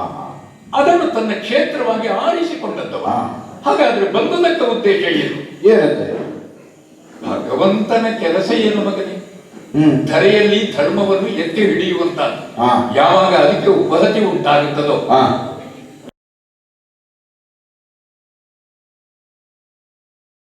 ಯಾರಿಂದ? ಆ ರಾವಣನಂತಹ ರಾಕ್ಷಸಾದಿಗಳಿಂದ. ಆವಾಗ ಅಂತಹವರನ್ನೆಲ್ಲ ನಿಗ್ರಹಿಸುವುದಕ್ಕೆ ಕಾಲ ಕಾಲಕ್ಕೆ ಭಗವಂತನಾದವನು ಅವತರಿಸ್ತಾನೆ ಅಂತ ಅವನೇ ಮೊದಲಿಗೆ ಒಪ್ಪಿಕೊಂಡಂತಹ ವಿಷಯ. ಹಾಗೆಯೇ ದ್ವಾಪರದಲ್ಲಿ ಕೃಷ್ಣನಾಗಿ ಅವತರಿಸಿದ್ದಾನೆ. ನಾವೇ ಕಂಡಿದ್ದೇವೆ ಎಷ್ಟು ಮಂದಿ ದುಷ್ಟ ರಾಕ್ಷಸರನ್ನೆಲ್ಲ ಅವ ಕೊಂದಿದ್ದಾನೆ ಅಂತ. ಕಥೆಗಳನ್ನು ಕೇಳುವಾಗ ಮೈ ರೋಮಾಂಚನವಾಗುತ್ತದೆ ಮಗು. ಅನೇಕ ಸಂದರ್ಭಗಳಲ್ಲಿ ಆ ಕಥೆಗಳನ್ನು ನಾನು ನಿನಗೂ ಹೇಳಿದ್ದುಂಟು. ನಿಮ್ಮ ತೊಡೆಯ ಮೇಲೆ ತಲೆ ಇಟ್ಟು ಮಲಗಿದಾಗ ಎಲ್ಲ ಕಥೆ ಹೇಳಿದವರು. ಯಾಕಂದ್ರೆ ನಿನ್ನಲ್ಲಿ ಸ್ವಲ್ಪವಾದರೂ ಆ ಭಾಗವತದ ವಾಸನೆ ಬರಲಿ ಎನ್ನುವಂತಹದ್ದು ಉದ್ದೇಶ ಮಗನೇ. ಆದ್ರೆ ನಿನ್ನ ಮೈಗೆ ನಿನ್ನ ಮನಸ್ಸಿಗೆ ಅದು ಹತ್ತಿದಂತೆ ನನಗೆ ಕಾಣಿಸ್ತಾ ಇಲ್ಲ. ಅಂತೂ ದುಷ್ಟ ಶಿಕ್ಷಣಕ್ಕಾಗಿ ಶಿಷ್ಟ ರಕ್ಷಣಕ್ಕಾಗಿ ಅವತಾರ ಎತ್ತಿ ಬಂದಂತಹ ಅವನು ಒಂದು ಸಂದರ್ಭದಲ್ಲಿ ಉದ್ಯೋಗ ಪರ್ವ ದೊಡ್ಡದಾದ ಶೀರ್ಷಿಕೆಯನ್ನೇ ಕೊಟ್ಟರು. ಅದಕ್ಕೆ ಯಾಕೆ ಉದ್ಯೋಗ ಪರ್ವ ಅಂತ ಹೆಸರು ಕೊಟ್ಟರು ಗೊತ್ತುಂಟು?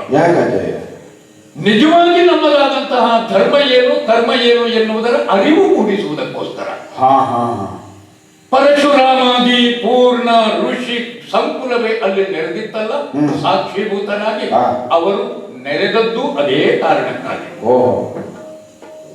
ಅಲ್ಲಿ ವ್ಯಾವಹಾರಿಕವಾಗಿ ಧರ್ಮದ ಮಥನ ನಡೆಯುತ್ತದೆ ಅಂತ ಹಾ ಅದು ನಡೆದಿತ್ತು ಕೂಡ. ಹಾ ಹಾಗೆ ಬಂದಂತಹವನಿಗೆ ನೀನು ರಣವೀಳ್ಯದ ಆಹ್ವಾನವನ್ನು ಕೊಟ್ಟದ್ದು.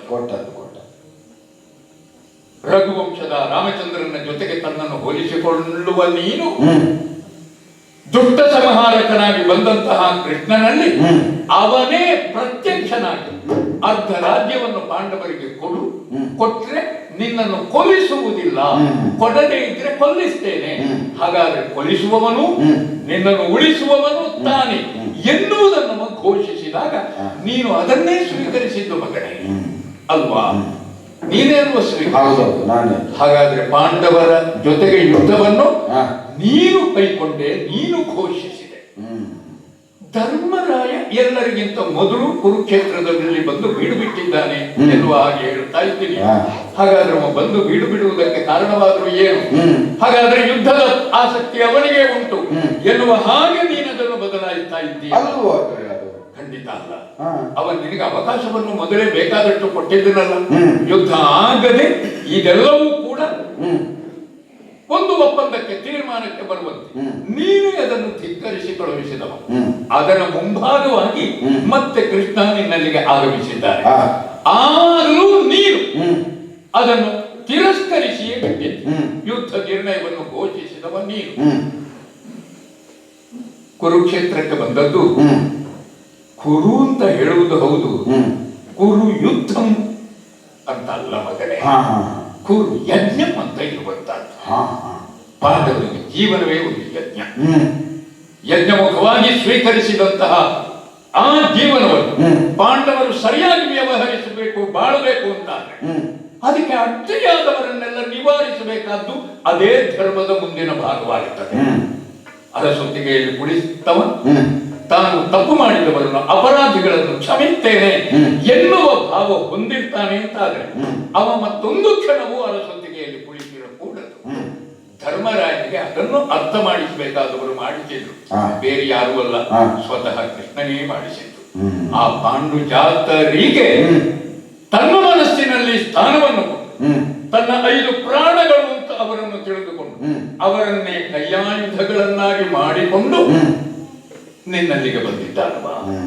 ನಿನ್ನ ಕೊನೆಯ ನಿರ್ಣಯವನ್ನು ಕೇಳುವುದಕ್ಕೆ, ಅಂದರೆ ನಿನಗೊಂದು ಅವಕಾಶವನ್ನು ಕೊಡುವುದಕ್ಕೆ, ಬದುಕುವುದಕ್ಕೆ, ಪಾಂಡವರಿಗೆ ಶರಣಾಗುವುದಕ್ಕೆ, ಧರ್ಮದ ಕಡೆಗೆ ಒಂದಾದರೂ ಹೆಜ್ಜೆಯನ್ನು ಇಡುವುದಕ್ಕೆ. ನೀನು ಒಂದು ಹೆಜ್ಜೆ ಇಟ್ರೆ ಅಂತ ಆದ್ರೆ ಧರ್ಮಜ 10 ಹೆಜ್ಜೆ ಓಡಿ ಬಂದು ನಿನ್ನನ್ನು ಅಪ್ಪಿಕೊಳ್ತಾ ಇದ್ದ. ಆದ್ರೆ ಅದಕ್ಕೆ ಅವಕಾಶ ಮಾಡಿಕೊಟ್ಟಿಲ್ಲ. ಹಾಗಾಗಿ ಪಾಂಡವರನ್ನು ಸದಾ ರಕ್ಷಿಸುವಂತಹ ಮಹಾಬ್ರಾಹ್ಮಣ ಕೃಷ್ಣ ಅವನ ನಿರ್ದೇಶನದಲ್ಲಿ ಪಾಂಡವರು ರುಜುಮಾರ್ಗವನ್ನೇ ಅನುಸರಿಸ್ತಾ ಇದ್ದಾರೆ. ಅವರೆಲ್ಲವರೂ ಭಾಗವತರು ಮಗನೇ. ನೀನು ಭಾಗವತನಾಗಬಲ್ಲೆಯಾದರೆ ಆ ಕೃಷ್ಣನೆಂಬ ಬೆಳಕನ್ನು ನೀನು ಕಾಣಬಹುದು. ಅಜಯ, ನಿಮ್ಮ ಭಾಗವತ ಪ್ರಜ್ಞೆಗೆ ನನ್ನ ಆಕ್ಷೇಪ ಇಲ್ಲ.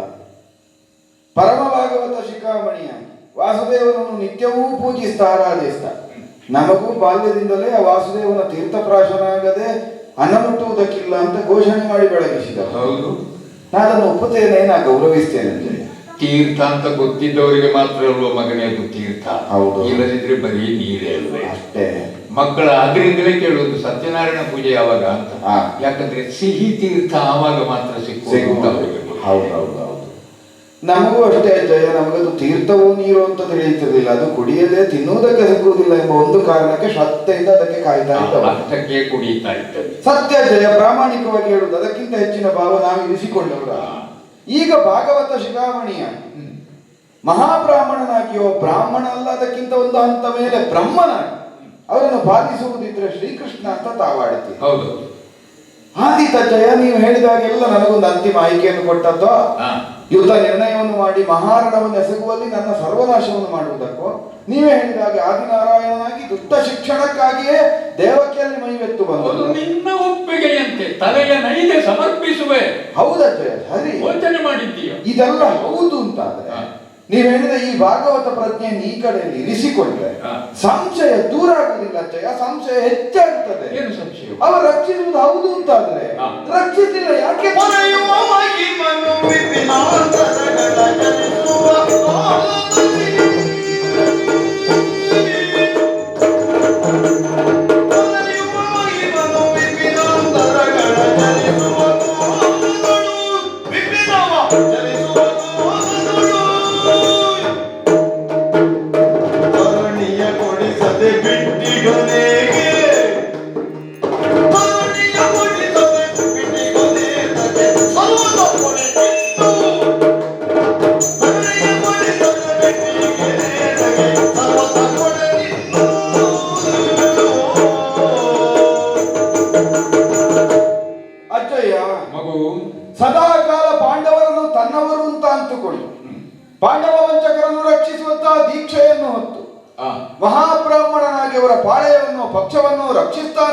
ಸತ್ಯವಾದರೆ ನಮಗೊಂದಷ್ಟು ಸಂದಿಗ್ಧಗಳು ಸಂಶಯಗಳು ಮತ್ತೆ ಜಾಗೃತವಾಗ್ತದೆ ಅಜಯ. ಏನದು?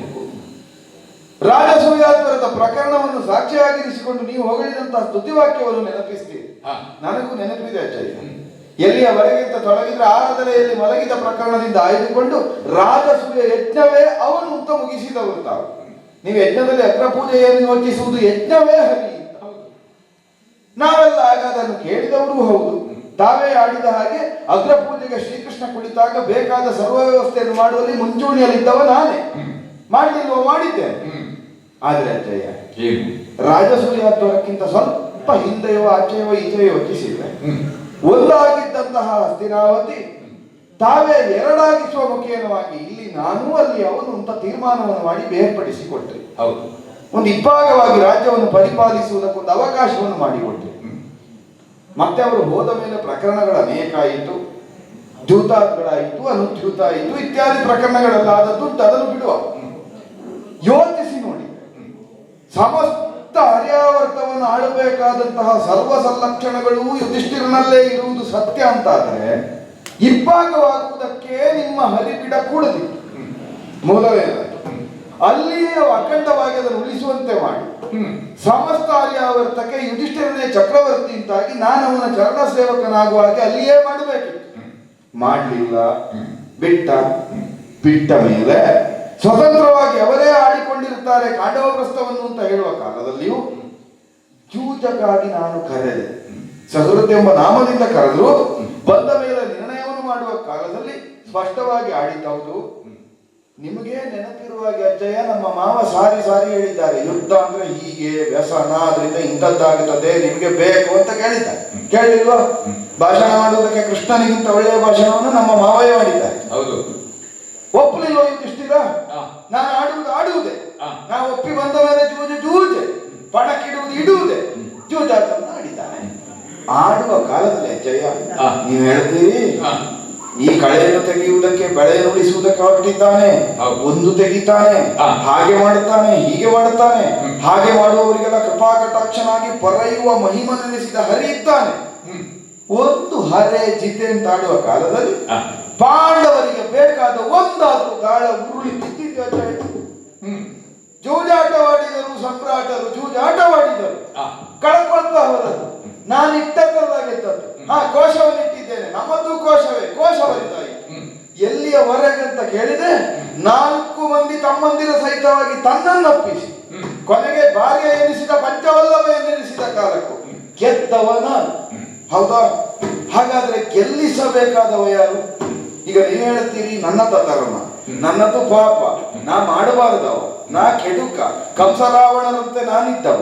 ಹಾಗಾದ್ರೆ ಅಷ್ಟೆಲ್ಲ ಇದ್ದ ನನ್ನನ್ನೇ ಗೆಲ್ಲುವುದಕ್ಕೆ ಬಿಟ್ಟು ನೀವು ಹೇಳುವ ಸಜ್ಜನ, ನಾನು ಹೇಳುವ ಸಜ್ಜನ ಅಲ್ಲ, ನೀವು ಹೇಳುವ ಸಜ್ಜನ, ನೀವು ಹೇಳುವ ಭಾಗವತ ಶಿಖಾಮಣಿ, ನೀವು ಹೇಳುವ ಸ್ವಧರ್ಮದ ಸಾಕಾರ ಮೂರ್ತಿ ಸೋಲುತ್ತಾ ಸಾಗುತ್ತಾನೆ ಅಂತಾದ್ರೆ ಪರೆಯುವ ಮಹಿಮ ಬಿಟ್ಟದ್ದು ಯಾಕೆ? ಬೇಡ, ಜೂಜಾಟವನ್ನು ಬಿಡುವ, ಕಾಡಿಗೆ ಕಳಿಸ್ತೇನೆ ಅಂತ ಅನುದ್ಯೂತದಲ್ಲಿ ಪ್ರಕರಣವನ್ನು ಮಾಡಿದೆ. ಸೋತವರ ಅಜ್ಞಾತವಾಸ ಸಹಿತವಾಗಿ 13 ವರ್ಷ ಹೋಗಬೇಕು. ತಡಿಬಹುದಿತ್ತಲ್ಲ?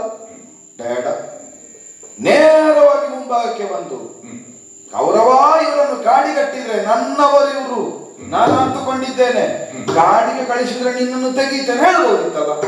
ಹೇಳಲಿಲ್ಲ. ಬೇಡ, ನಮಗೆ ಪತನ ಹೊಂದುವವಲ್ಲ, ಉದಿಸಿ ಬರುವವಲ್ಲ, ತಾನೇ ಅವತರಣವನ್ನು ಗೈದವ ಅಂತಾರೆ. ನೀವೇ ಹೇಳಿದಾಗೆ ಕರ್ತುಂ ಅಕರ್ತುಂ ಅನ್ಯತಾ ಕರ್ತುಂ 3 ಸಾಮರ್ಥ್ಯ ಇರಬೇಕು. ಉದಿಸಿ ಬರುವವ ಅಂತಾರೆ. ಮಾಡಬಹುದು, ಮಾಡಿಸಬಲ್ಲ, ಮಾಡಿಯೂ ಮಾಡದಂತೆ ಉಳಿಯಬಲ್ಲ ಸಾಮರ್ಥ್ಯ. ನೋಡೋ, ಒಂದು ಮಾಯಾಮನುಜನಾಗಿ ಇಳೆಯನ್ನು ಬೆಳಗುವ ಪರಮಶಕ್ತಿಯಾಗಿ ಒಂದು ಮಹಾಪವಾಡವನ್ನು ಮಾಡುತ್ತಾ ಪಾಂಡವ ವಂಚಕರು ಕಾಡನ್ನು ಸೇರುತ್ತಾ ಇದ್ದಾಗೆ ಕಾಡೆಲ್ಲ ನಾಡಾಗುತ್ತಾ ಹೋಗುದು. ಹಸ್ತಿನಾವತಿಯಲ್ಲಿ ನಾನು ಕುಳಿತದ್ದು ಬೆಂಗಾಡಾಗಿ ಹೋಗುದು.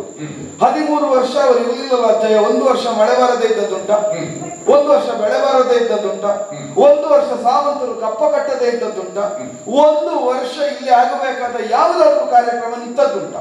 ಹಾಗಾದ್ರೆ ಎಲ್ಲವೂ ನಡೆದಿದೆ ಅಂತ ಹೇಳಿದ್ರೆ, ನೀವು ಹೇಳುವ ಯಜ್ಞನಾರಾಯಣ ಸುಪ್ರೀತನಾಗದೇ ಇದ್ರೆ, ಯಜ್ಞ ಫಲವನ್ನು ನಾವು ಅನುಭವಿಸದೇ ಇದ್ದದ್ದು ಹೌದು ಅಂತಾದ್ರೆ, ಹವಿರ್ಪೂಜಕರಾದಂತಹ ದೇವತೆಗಳು ಸಂತುಷ್ಟರಾದದ್ದು ಸುಳ್ಳು ಅಂತಾದ್ರೆ, ಮಳೆ ಬೆಳೆ ಆಗುವುದಕ್ಕಿಲ್ಲ ಕೌರವನ ಭೂಮಿಯಲ್ಲಿ. ಎಲ್ಲವೂ ನಡೆದಿದೆ ಅಂತಾದ್ರೆ, ಕೌರವ ಪರಮಧಾರ್ಮಿಕನಿದ್ದಾನೆ ಅಂತ ಹರಿಯೂ ಬಲ್ಲ, ಅವನಿಗೂ ತಿಳಿದಿದೆ. ಅಷ್ಟಿದ್ದು ಅವ ಬಿಟ್ಟದ್ದು ಯಾಕೆ ಹಾಗಾದ್ರೆ? ಪೊರೆಯುವ ಮಹಿಮನು ವಿಪಿನಾಂತರಗಳ ಚರಿಸುವ ಕಾಲದಲ್ಲಿ ಪೊರೆಯದೆ ಬಿಟ್ಟಿಯ ನೇತಕ್ಕೆ. ಇದು ನಿಮ್ಮದಿ ಪ್ರಶ್ನೆ, ನನಗೊಂದು ಸಮಾಧಾನ ನನ್ನಲ್ಲಿಯೇ ಉಂಟು. ಏನದು? ನೀವು ಮೊದಲು ಹೇಳಿದ ಪ್ರಸಂಗ ಅಲ್ಲ, ನೀವಿರುವ ಸಮಾಧಾನ ಅದನ್ನ ಹೇಳ್ತೇನೆ. ಮೊದಲು ನೀವು ಹೇಳಿದ್ದು ಆದಿನಾರಾಯಣ ದುಷ್ಟ ಶಿಕ್ಷಣಕ್ಕಾಗಿ ದೇವಕಿಯಳು ಮೋದದಿ ಉದಿಸಿಯ, ಅವ ಇದಕ್ಕೆ ವ್ಯಾಖ್ಯಾನವನ್ನು ಬದಲಿಸಿದ.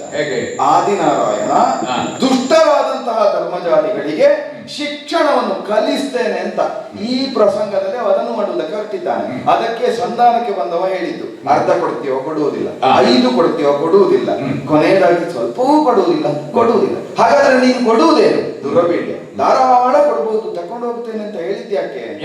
ಆ 5 ಮಂದಿಗಳ ತಲೆ ಕಡಿತೇನೆ. ದುಷ್ಟ ಶಿಕ್ಷಣ ಅಂದ್ರೆ ಅಲ್ಲಿ ದುಷ್ಟರ್ಯಾರು ಅಂತ ಸೂಚ್ಯವಾಗಿ ತೋರಿಸ್ತಾ ಸಾಗಿತ್ತು. ಈಗ ಕೌರವ ಅಂತ ಹೇಳಿದ್ರೆ ಕೆಟ್ಟವ ಅಂತ ಆದ್ರೆ, ಕೆಟ್ಟವನಾದ ಕೌರವನನ್ನು ಅವ ಪುಷ್ಟಿಗೊಳಿಸುವುದಕ್ಕೆ ಇಲ್ಲವೇ ಇಲ್ಲ. ಯುದ್ಧವೇ ಯಾಕೆ ಬೇಕಾಜಯ್ಯ? ಅನ್ಯತಾ ಕರ್ತಂ ಚಕ್ರ ಬಿಟ್ಟು ಎಲ್ಲರನ್ನೂ ತರೆದಾಕಬಹುದಿತ್ತು, ಮಾಡ್ಲಿಲ್ಲ. ಯಾಕೆ ಮಾಡ್ಲಿಲ್ಲ? ಇದು ಉಳಿಬೇಕಾದ್ದು ಅಂತ ಅವನಿಗೆ ತಿಳಿದಿದೆ. ನಿನಗಿದು ಗೊತ್ತಾಗುವಾಗ ಸ್ವಲ್ಪ ತಡ ಆಯ್ತು ಅಂತ. ಯಾಕಜಯ್ಯ? ಯಾಕಂದ್ರೆ ಇಲ್ಲದಿದ್ರೆ ಎಣ್ಣೆಯ ತಲೆಯ ನೈದೆ ಸಮರ್ಪಿಸುತ್ತೇನೆ ಅಂತ ಹೇಳ್ತಿರ್ಲಿಲ್ಲ ಜಯ. ತಲೆಯ ನೈದ ಸಮರ್ಪಿಸ್ತೇನೆ, ಪಾಂಡವರ 5 ತಲೆಯನ್ನು ಸಮರ್ಪಿಸ್ತೇನೆ ಅಂತ ಹೇಳ್ತಿದ್ದೆ ಅಂತ ನೀನು ಹೇಳಬೇಕಾಗಿತ್ತು. ಏನು ಮಾಡುವ ಜಯ? ನನಗೆ ಆ ಸಂಧಾನ ಪ್ರಸಂಗದ ಹಿಂದಿನ ದಿವಸ ರಾತ್ರಿ ಇಲ್ಲಿಗೆ ಬಂದಿದ್ರೆ ಅದನ್ನೇ ಹೇಳ್ತಿದ್ದೆ. ನನ್ನ ಪ್ರಾರಬ್ಧಕ್ಕೆ ನಾನು ಆ ನಿರ್ಣಯದಲ್ಲಿ ನಿಮ್ಮಲ್ಲಿಗೆ ಬರಲಿಲ್ಲ. ನನ್ನದೇ ಸ್ವಂತ ಆಲೋಚನೆಯಲ್ಲಿ ಹೇಳಿದೆ. ನಾನು ಹೇಳಿದ್ದೇನೆ, ಅದೇ ವಾಗಾಡಂಬರ ಜಯ. ತಲೆಯ ನೈದ ಸಮರ್ಪಿಸುವೆ, ನನ್ನದೇ ತಲೆಯನ್ನು ತಂದು ಒಪ್ಪಿಸ್ತೇನೆ ಅಂತ ಹೇಳಿದ್ದೇನೆ. ಒಪ್ಪಿಸುವುದು ಹೇಗೆ? ಆ 5 ತೆಗೆದ ಮೇಲೆ ಒಪ್ಪಿಸ್ತೇನೆ ಅಂತ. ನಾನೇನು ಯೋಚನೆ ಮಾಡಿದ್ದು ಗೊತ್ತುಂಟು? ನಿನ್ನ ಮಲಗುವ ಕೋಣೆ ನಿನ್ನ ತಂದೆಯ ಮಲಗುವ ಕೋಣೆಯ ಬಳಿಯಲ್ಲೇ ಇರುವುದು. ಅಲ್ಲಿ ಎಂಥದ್ದು ಇಡೀ ರಾತ್ರಿ ಉಪದೇಶ ನಡೀತದೆ. ಯಾರೋ ಬಂದಿದ್ರೆ, ಯಾರ್ಯಾರೋ ಬಂದಿದ್ದಾರೆ, ನಿನ್ನ ಕಿವಿಗೂ ಅದು ಬಿದ್ದಿರಬಹುದು ಅಂತ ನಾನು ಯೋಚನೆ ಮಾಡಿದ್ದೆ. ನಾನೊಂದು ಉಪಾಯ ಮಾಡಿದ್ದೇನೆ. ಅಲ್ಲಿ ಎಲ್ಲ ಸನತ್ ಕುಮಾರ್ ಬರುವುದಂತೆ, ನಮ್ಮ ಚಿಕ್ಕಪ್ಪನಿಗೆ ಕೆಲಸವೇ ಇಲ್ಲ. ಅದಕ್ಕೆ ನಾನೊಂದು ಉಪಾಯ ಮಾಡಿದ್ದೇನೆ. ಮಲಗುವ ಕೋಣೆ ಅಪ್ಪಯ್ಯನ ಪಕ್ಕದ ಕೋಣೆ. ಮಲಗುವ ರಾತ್ರಿ ಕಿವಿಗೆ ಹೀಗೆ ಇಟ್ಟು ಮಲಗುವುದು ಅಜ್ಜಯ್ಯ. ಎಲ್ಲಿಯಾದ್ರೂ ಕೇಳಿದ್ರೆ ನಿದ್ರೆ ಇರುವುದು. ಈಗ ನನ್ನ ಪ್ರಶ್ನೆ ಇಷ್ಟೇ, ಹೌದಲ್ಲ? ಇಷ್ಟೂ ಕಾಲ ಸಂರಕ್ಷಿಸುತ್ತಾ ಬೆಳೆಸಿದ ಕೌರವನನ್ನು ಭಾಗವತ ಕಥಾಶ್ರವಣಕ್ಕೆ ನೀನು ಕಿವುಡಾಕೋ. ಹೌದು, ನಾನು ಕಿವುಡಾಕೋ. ಪರಮಾತ್ಮನ ಅನುಗ್ರಹಕ್ಕೆ ನಾನು ಕುರುಡನಾಕೋ. ಹಾಗಾದರೆ ಹಸ್ತಿನಾವತಿಗಿರುವ ಕ್ಷಾಮ ಅದು ಬೇರೆ ಹೊರಗಿನಿಂದ ಪ್ರಾಕೃತಿಕವಾಗಿ ಅಲ್ಲ, ನೀನೇ ಎನ್ನುವುದನ್ನು ನಾವು ಕಂಡುಕೊಂಡಿದ್ದಾನೆ ಅಂತ ಅರ್ಥ. ಅದು ಹೇಗೆ? ಇಲ್ಲದೆ ಹೋದ್ರೆ ಏನಾಗಿದೆ ಅಂತ ನಿನಗೆ ಗೊತ್ತಿರುವ ನೀನು ಕೆಡುಕು ಯೋಚಿಸುವುದಲ್ವೇ? ಕೆಡುಕು ಯೋಚಿಸಬೇಡ, ಸತ್ಯ ಮಾರ್ಗಗಳ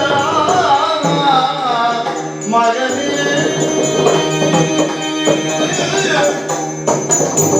ಕೆಡುಕು ಯೋಚಿಸಬೇಡ, ಸತ್ಯ ಮಾರ್ಗಗಳನ್ನು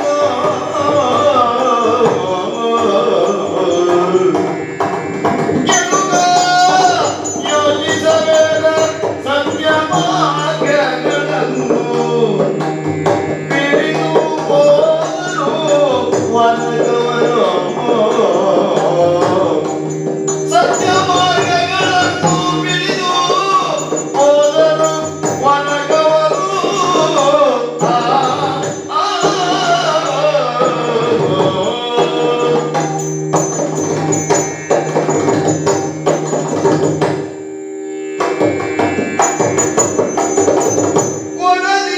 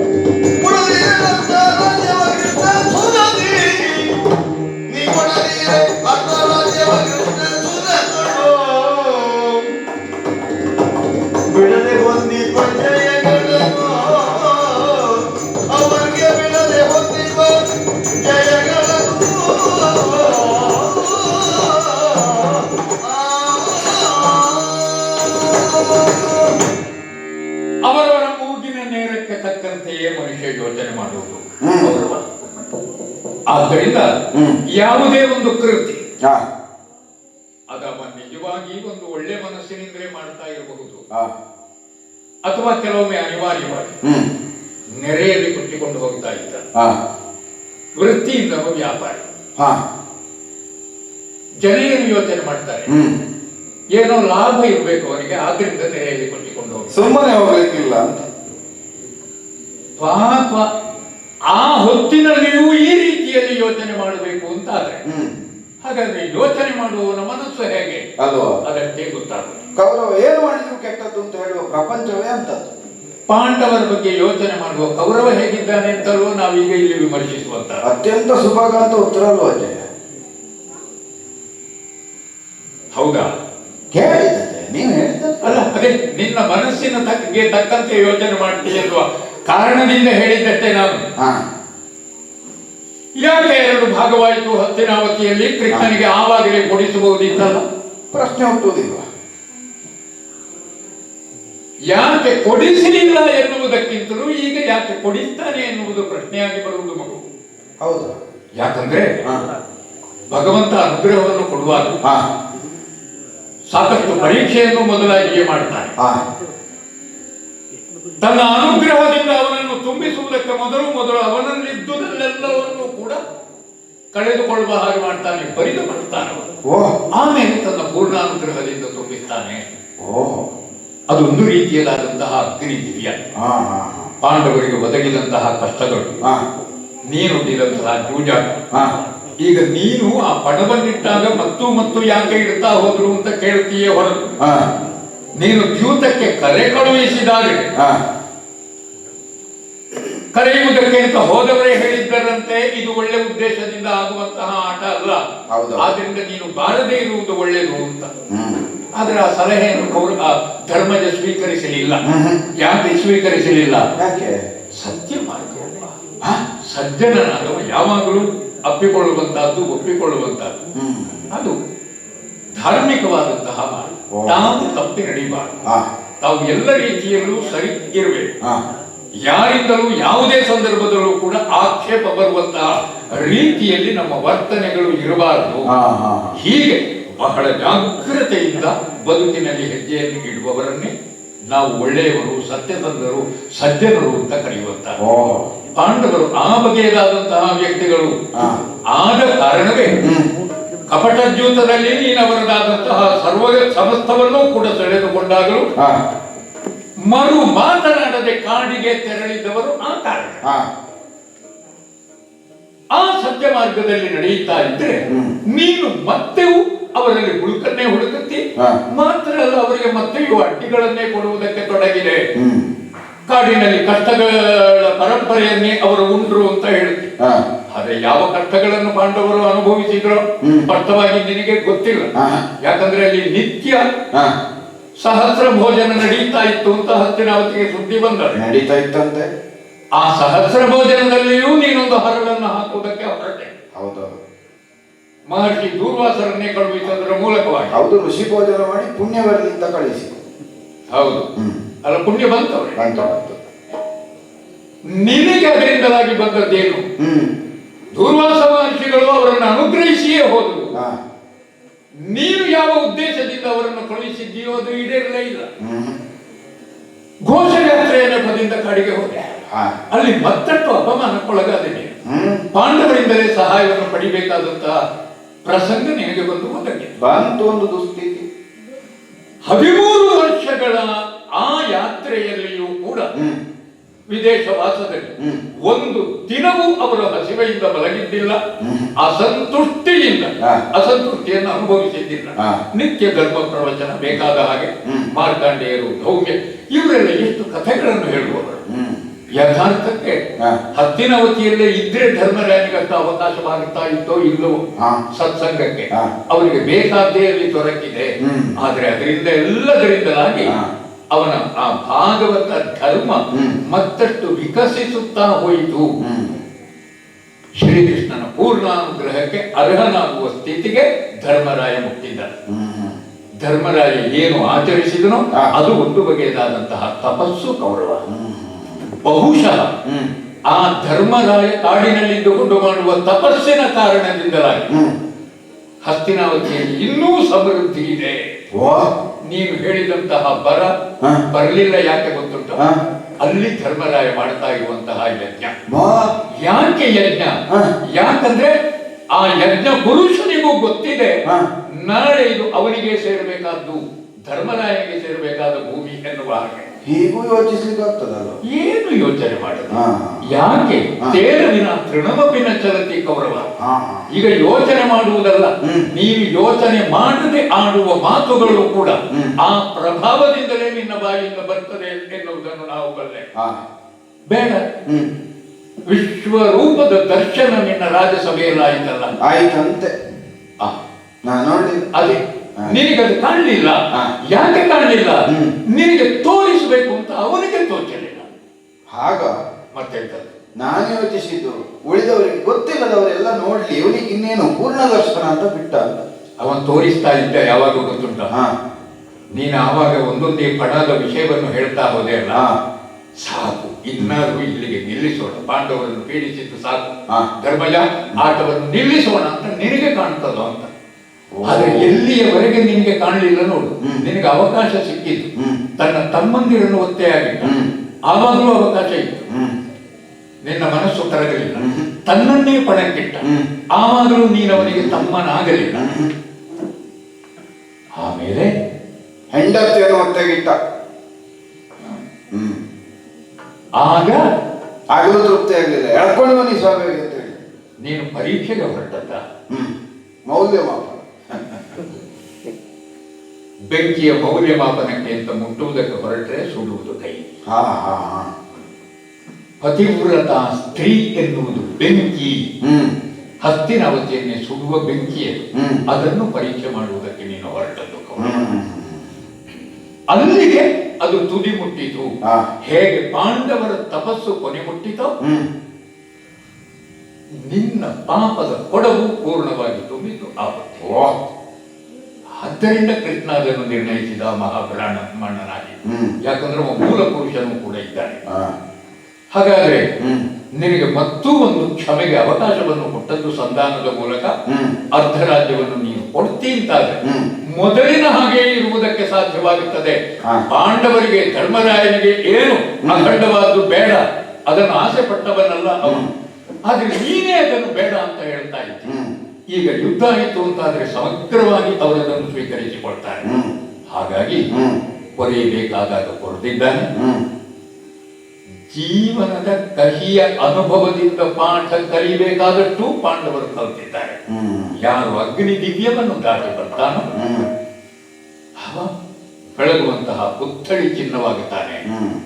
ಧರ್ಮರಾಯ ಹ್ಮ್. ಪಾಂಡವರು ಆ ರೀತಿಯದಾಗಿ ಎದ್ದು ಬಂದಿದ್ದಾರೆ. ಹ್ಮ್. ಅಂತಹ ಆದರ್ಶ ಪುರುಷರನ್ನು ಸನ್ಮಾನಿಸಿ ಕರೆತರುವ ಬದಲು ಹ್ಮ್. ಕೆಡುಕನ್ನು ಯೋಚಿಸ್ತೀಯ. ಹ್ಮ್.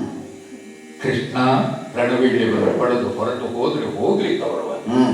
ಇನ್ನಾದರೂ ಕರೆದು ಯಾರದು ಅರ್ಧ ರಾಜ್ಯವನ್ನು ಕೊಡಬಹುದಲ್ಲ ಕೌರವ. ಕೊಡದಿದ್ರೆ ಏನಾಗ್ತದೆ ಅಂತ ನಿನಗೆ ಗೊತ್ತಿರುವ. ಏನಾಗ್ತದೆ? ಪೂರ್ತಿ ಕಳ್ಕೊಳ್ತೇನೆ ಅಂತ ನೀವು ಹೆದರಿಸುವುದ ನನಗೆ?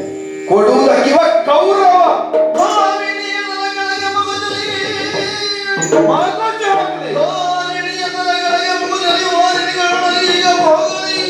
ಹೋಗ್ಲಿ. ಮಾನವನಿಗೆ ಹೊರಗಿರಲಿ ಮಾಡು ಘೋರರಿಗೆ.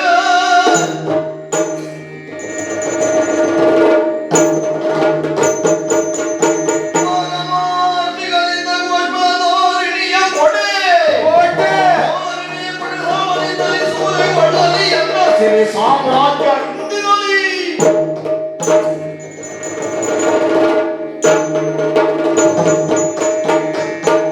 ಅಜ್ಜಯ್ಯ, ಕೌರವ ಭಾಗವತ ಪ್ರಜ್ಞೆಯ ತುರ್ಯಾವಸ್ಥೆಯನ್ನು ಮುಟ್ಟುತ್ತಾ ನನಗೆ ಎಚ್ಚರಿಕೆಯನ್ನು ಕೊಡ್ತಾ ಇದ್ದೇನೆ. ಅಗ್ನಿದಿವ್ಯದಿಂದ ಪುನೀತರಾಗಿ ಮೇಲೆದ್ದು ಬಂದಂತಹ ಪುತ್ಥಳಿಗಳಂತೆ ಪಾಂಡವ ವಂಚಕರಿದ್ದಾರೆ. ಸಂರಕ್ಷಿಸ್ತಾನೆ ಕೃಷ್ಣ.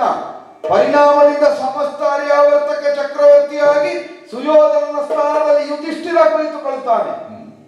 ಈಗಲಾದರೂ ಅವರನ್ನು ಮರಳಿ ಕರೆಸಬೇಕು. ಪಾದಕ್ಕೆ ಬಿದ್ದು ತಪ್ಪಾಯಿತು ಅಂತ ಕ್ಷಮೆ ಯಾಚಿಸಬೇಕು. ಎಲ್ಲವೂ ನಿಮ್ಮಂತೆ ಅಂತ ಬಿಟ್ಟು ಕೊಡಬೇಕು ಅಂತ ಆಡುತ್ತಾ ಇದ್ದೇನೆ. ಅಜಯ, ಸ್ಪಷ್ಟವಾಗಿ ಆಡುತ್ತೇನೆ. ಕೊಡುವುದಕ್ಕಿವ ಕೌರ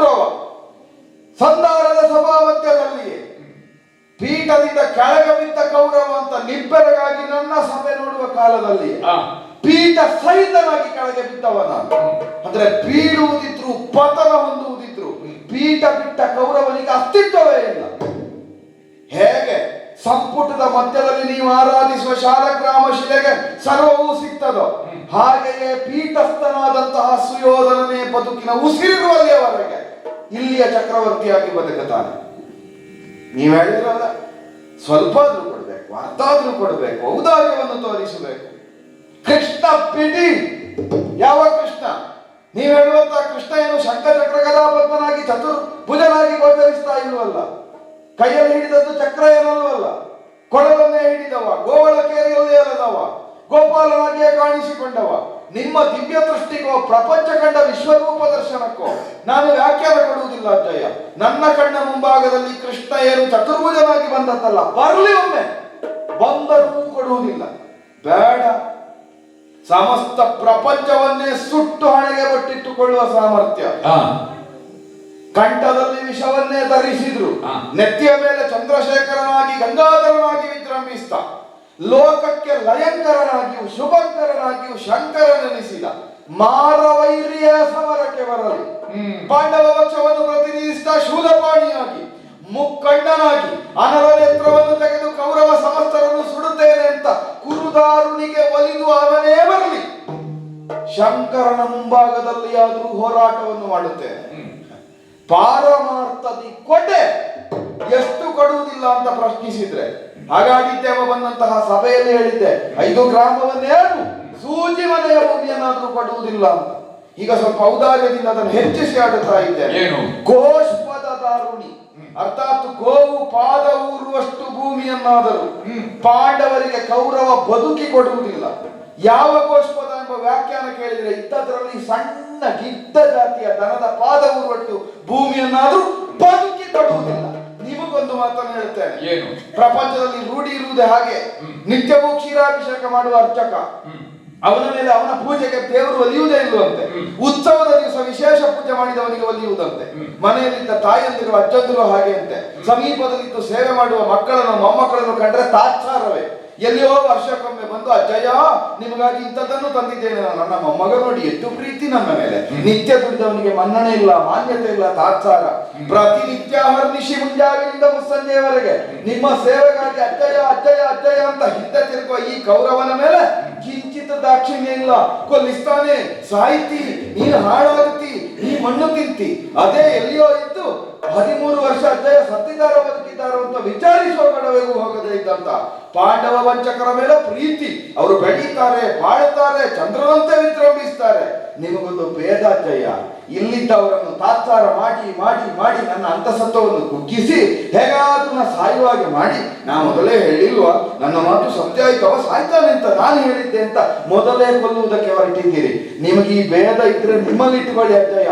ಯಾವ ಭೇದಕ್ಕೂ ಹೆದರುವುದಿಲ್ಲ, ಯಾವ ಕಾರಣಕ್ಕೂ ಪಾಂಡವರಿಗೆ ದಾರಿಯನ್ನು ಕೊಡೆ.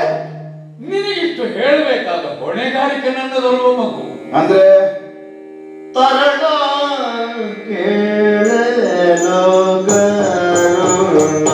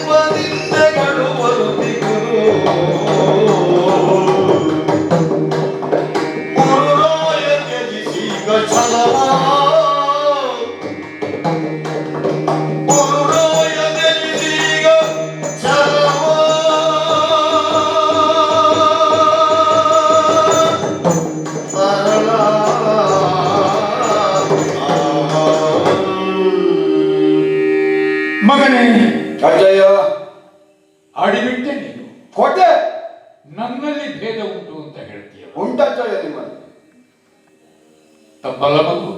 ಹ್ಮ್ ಅಣ್ಣ ತಮ್ಮಂದಿರಿಗೆ ತಾಯಿ ಹಾ ಒಂದೇ ಹಣ್ಣನ್ನು 2 ತುಂಡಾಗಿ ಭಾಗ ಮಾಡಿ ಹ್ಮ್ ದೊಡ್ಡ ತುಂಡನ್ನೇ ಕೊಡುವುದು ಅವನಿಗೆ, ಹ್ಮ್ ಸ್ವಲ್ಪ ಸಣ್ಣ ತುಂಡನ್ನು 2ನೇ ಅವನಿಗೆ ಕೊಡುವುದು. ಹ್ಮ್ ಆದರೂ ಇವನಿಗೇನು ಕಾಣ್ತದೆ, ದೊಡ್ಡ ತುಂಡನ್ನೇ ಕೈಯಲ್ಲಿ ಹಿಡ್ಕೊಂಡವನಿಗೆ ಹ್ಮ್ ನೋಡುವಾಗ ಇದಕ್ಕಿಂತ ಅದು ದೊಡ್ಡದು ಅಂತ ಕಂಡು ಹೋಗುವಂತ. ಹ್ಮ್ ತಾಯಿ ಯಾವತ್ತೂ ಹಾಗೆ ಮಾಡುವುದಿಲ್ಲ ಮಗು. ಓಹೋ ಆದರೆ ಹ್ಮ್ ತಾಯಿಯ ಬಗ್ಗೆ ಸಂದೇಹ ಪಡುವಂತಹ ಹ್ಮ್ ಮಗ ಇದ್ದಾನಲ್ಲ ಲೋಕದಲ್ಲಿ ಎನ್ನುವುದೇ. ಹ್ಮ್ ಆದ್ದರಿಂದಲೇ ಕುಪುತ್ರೋ ಜಾಯೇತ ಹ್ಮ್ ಕ್ವಚಿತಬೇಕು ಮಾತಾ ನಭವತಿ. ಆಗುವುದಿಲ್ಲ ಅಂತ ಕೆಟ್ಟ ತಾಯಿ. ಆ ತಾಯಿಯ ಸ್ಥಾನದಲ್ಲಿರುವವನು ಮಗು ನಾನು ಹಸ್ತಿನಾವತಿಯಲ್ಲಿ. ಹ್ಮ್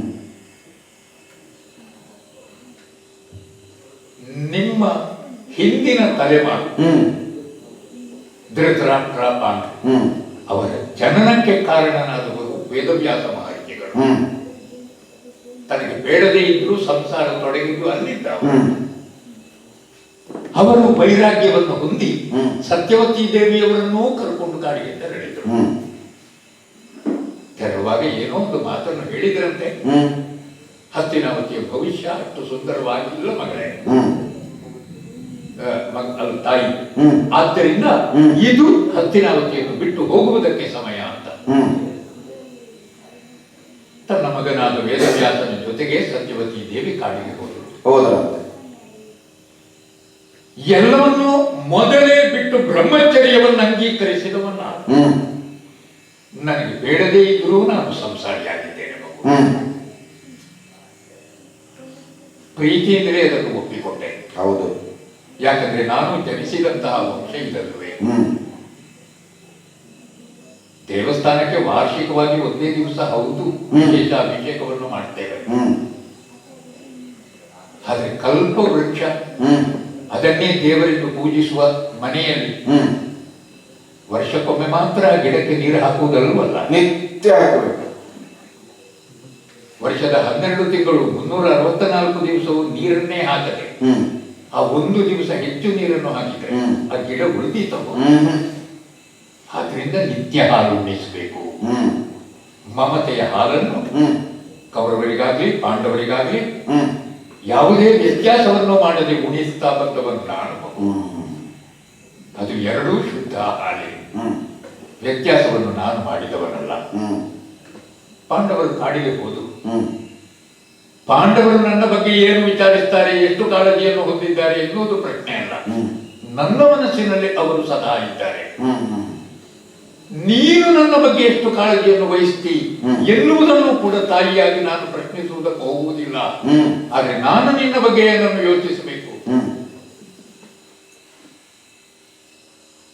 ಬೆರಳಿಗೆ ವಿಷ ಮುಟ್ಟಿದ್ರೆ ಮಗು, ಅಂದ್ರೆ ಹಾವು ಕಚ್ಚಿದ್ರೆ ಹ್ಮ್ ಶಾಸ್ತ್ರ ಹೇಳುತ್ತದೆ ಹ್ಮ್. ಆ ಬೆರಳನ್ನು ಕತ್ತರಿಸಿ ಬಿಡಬೇಕು. ಕತ್ತರಿಸಬೇಕಂತೆ.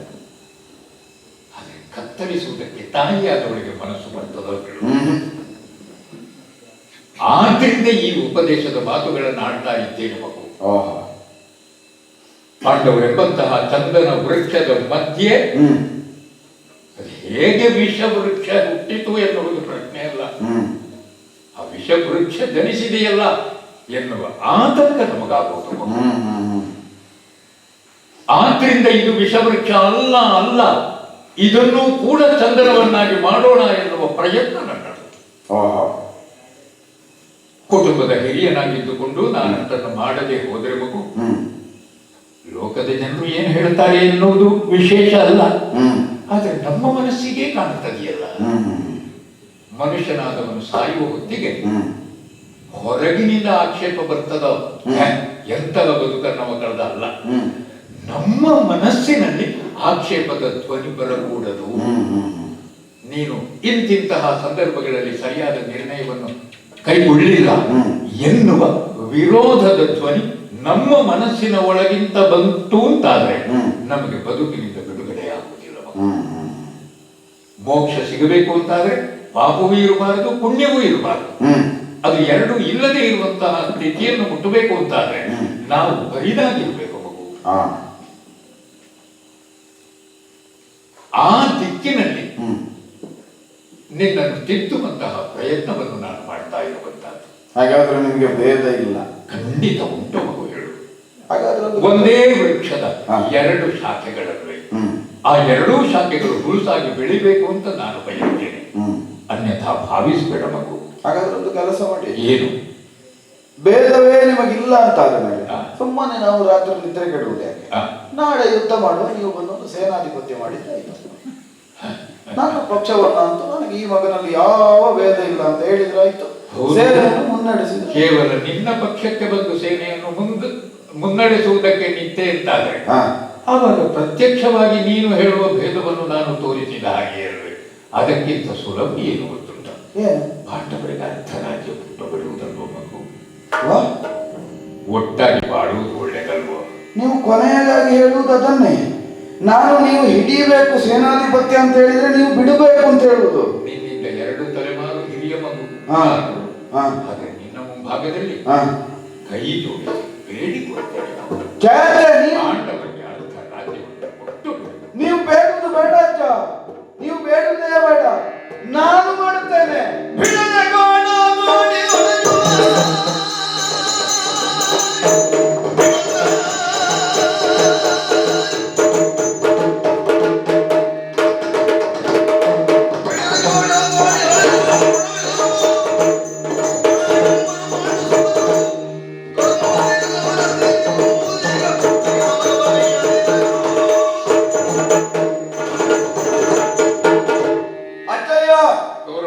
ಇಷ್ಟು ಸುದೀರ್ಘವಾದ ಚರ್ಚೆಯನ್ನು ಮಾಡಿದ ಮೇಲೂ, ನಿಮ್ಮಲ್ಲಿ ನನ್ನ ಮನಸ್ಸನ್ನು ಬಿಚ್ಚಿಟ್ಟ ಮೇಲೂ, ನನ್ನ ಮನಸ್ಸಿಗೆ ಮನಕಾರಕ ಚಂದ್ರನಾಗಿ ಬೆಳಗಬೇಕು ಅಂತ ಹೇಳಿದ್ರೆ, ಚಂದ್ರನಿಗೆ ಗ್ರಹಣ ಮಸುಕುವ ಹಾಗೆ ನನ್ನನ್ನು ನಿರಾಶೆಗೊಳಿಸುವ, ನನ್ನನ್ನು ದುರ್ಬಲನನ್ನಾಗಿಸುವ, ನನ್ನನ್ನು ಹಿಮ್ಮೆಟ್ಟಿಸುವಂತ ಮಾತುಗಳನ್ನೇ ಆಡುತ್ತಾ ಇದ್ದೀರಿ.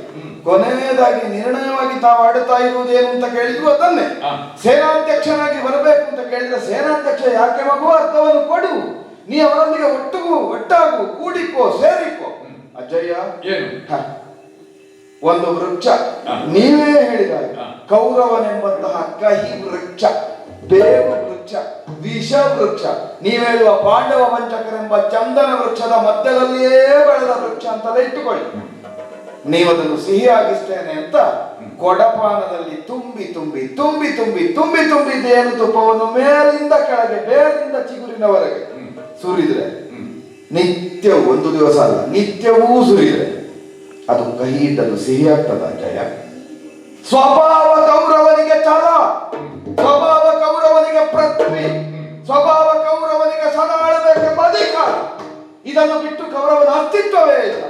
ಕೌರವ ಎಂಬಂತಹ ಶಬ್ದಕ್ಕೊಂದು ಆಕಾರವನ್ನು ನೀವು ಕೊಡುವುದಿದ್ರೆ, ಸಿಂಹಾಸನದಲ್ಲಿ ನೆತ್ತಿಯ ಮೇಲೆ ಕಿರೀಟವನ್ನು ಇರಿಸಿಕೊಂಡು, ಇಕ್ಕೆಲದಲ್ಲಿ ಪರಿಚಾರಕರನ್ನು ಇರಿಸಿಕೊಂಡು ಉಗೆ ಉಗೆ ಎಂಬ ಘೋಷಣಾವಾಕ್ಯವನ್ನು ಕೇಳುವ ಕೌರವನ ಪರಿಕಲ್ಪನೆ ಮಾತ್ರ.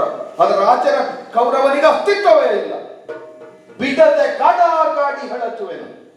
ಎಲ್ಲಿಯವರೆಗೆ ಅಂತ ಪ್ರಶ್ನಿಸಿದ್ರೆ, ನನಗುಳಿದ 99 ಮಂದಿ ತಮ್ಮಂದಿರನ್ನು ಕೂಡಿಕೊಂಡು, ಕಣ್ಣು ಕಾಣದ ಅಜ್ಜನನ್ನು, ಅಪ್ಪನನ್ನು, ಅಮ್ಮನನ್ನು ಕೂಡಿಕೊಂಡು, ಗುರುಗಳನ್ನು, ಉಳಿದಂತಹ ನನ್ನ ಓರಗೆಯರನ್ನು ಕೂಡಿಕೊಂಡು, ಸಮಸ್ತ ಹಸ್ತಿನಾವತಿಯ ಪ್ರಜಾವರ್ಗವನ್ನು ಕೂಡಿಕೊಂಡು ಹೋಗಿ ಧರ್ಮರಾಯನಲ್ಲಿ ಏಕಾಂಗಿಯಾಗಿ ಈ ಪಕ್ಷದಲ್ಲಿ ನಾನು ನಿಂತು ಹೋರಾಟವನ್ನು ಮಾಡುತ್ತೇನೆ. ಉಸಿರಿರುವಲ್ಲಿಯವರೆಗೆ ಮೇದಿನಿಯನ್ನು ಕೊಡೆ, ಇದು ಪ್ರತಿಜ್ಞಾ ವಾಕ್ಯ.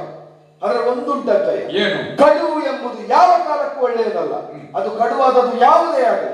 ಕಡುವಾದ ಕ್ಷೀರವಾದರೂ ಆರೋಗ್ಯಕ್ಕೆ ಹಾನಿಯಾಗುತ್ತದೆ, ಕಡುವಾದ ವಿಷವಾದ್ರೆ ತಕ್ಷಣ ಪ್ರಾಣ ಹೋಗುತ್ತದೆ. ಕಡುವೆನಿಸುವ ತೀಕ್ಷ್ಣವೆನಿಸಿದ್ದು ಎಲ್ಲವೂ ಕೆಡುಕೆ. ನಿಮಗಿರುವುದು ಕಡು ಮಮತೆ. ಸಿಹಿಯೇ ಹೆಚ್ಚಾದರೂ ಕುಡಿಯಲಿಕ್ಕೆ ಆಗುವುದಿಲ್ಲ. ಅಭ್ಯಾಸ ಇಲ್ಲದವರಿಗೆ ಬಾಯಿಗಿಡುವುದಕ್ಕಾಗ. ನಿಮಗೆ ಅದೇ ಹೇಳ್ತಾ ಇರೋದು, ಕಡು ಮಮತೆ. ನಿಮಗೆ ಕೇವಲ ಮಮತೆ ಅಲ್ಲ, ಧರ್ಮರಾಯನ ಮೇಲೋ, ಪಾಂಡವರ ಮೇಲೋ, ದ್ರೌಪದಿಯ ಮೇಲೋ, ಕುಂತಿಯ ಮೇಲೋ ಎಲ್ಲ ನಿಮ್ಗೆ ಕಡು ಮಮತೆ. ಅದಕ್ಕೊಂದು ಕೆಲಸ ಮಾಡಿ, ಏನು ಬೇಡ, ನೀವು ಇಲ್ಲಿದ್ದು ನೋಯುವುದು ಬೇಡ. ಮತ್ತೆ ಅಯ್ಯೋ, ನಿನಗಿಂತ 2 ತಲೆಮಾರಿನ ಹಿಂದಿನವ ಕೈ ಮುಗಿತೇನೆ, ಬೇಡ ಅಜ್ಜಯ್ಯ. ಈಗಲೇ ಹೊರಡಿ, ಅರ್ಧರಾತ್ರಿಯಲ್ಲೇ ಇಲ್ಲಿಂದ ಹೊರಟು ಪಾಂಡವರ ಬಿಡಲಿಯನ್ನು ಸೇರಿಕೊಳ್ಳಿ. ಪಾಂಡವರ ಪಕ್ಷದಲ್ಲಿ ನಿಂತು ಆಗುವಂತಹ ಕದನ ಕೋಲಾಹಲವನ್ನು ವೀಕ್ಷಿಸಿ, ನೀವೇಳುವಂತಹ ದುಷ್ಟ, ನೀವೇಳುವಂತಹ ವಿಷವೃಕ್ಷ, ನೀವೇಳುವಂತಹ ಹುಟ್ಟಿದ ಕಾಲದಲ್ಲೇ ಕಾಡಿಗೆ ಬಿಸಿಡಬೇಕಾದ ಈ ಕೌರವ ಯುದ್ಧ ಮಾಡಿ ಸಾಯುವಾಗ ಆಚೆ ಪಕ್ಷದಲ್ಲಿ ನಿಂತು ಚಪ್ಪಾಳೆ ತಟ್ಟೆಯ ಹೋಗಿ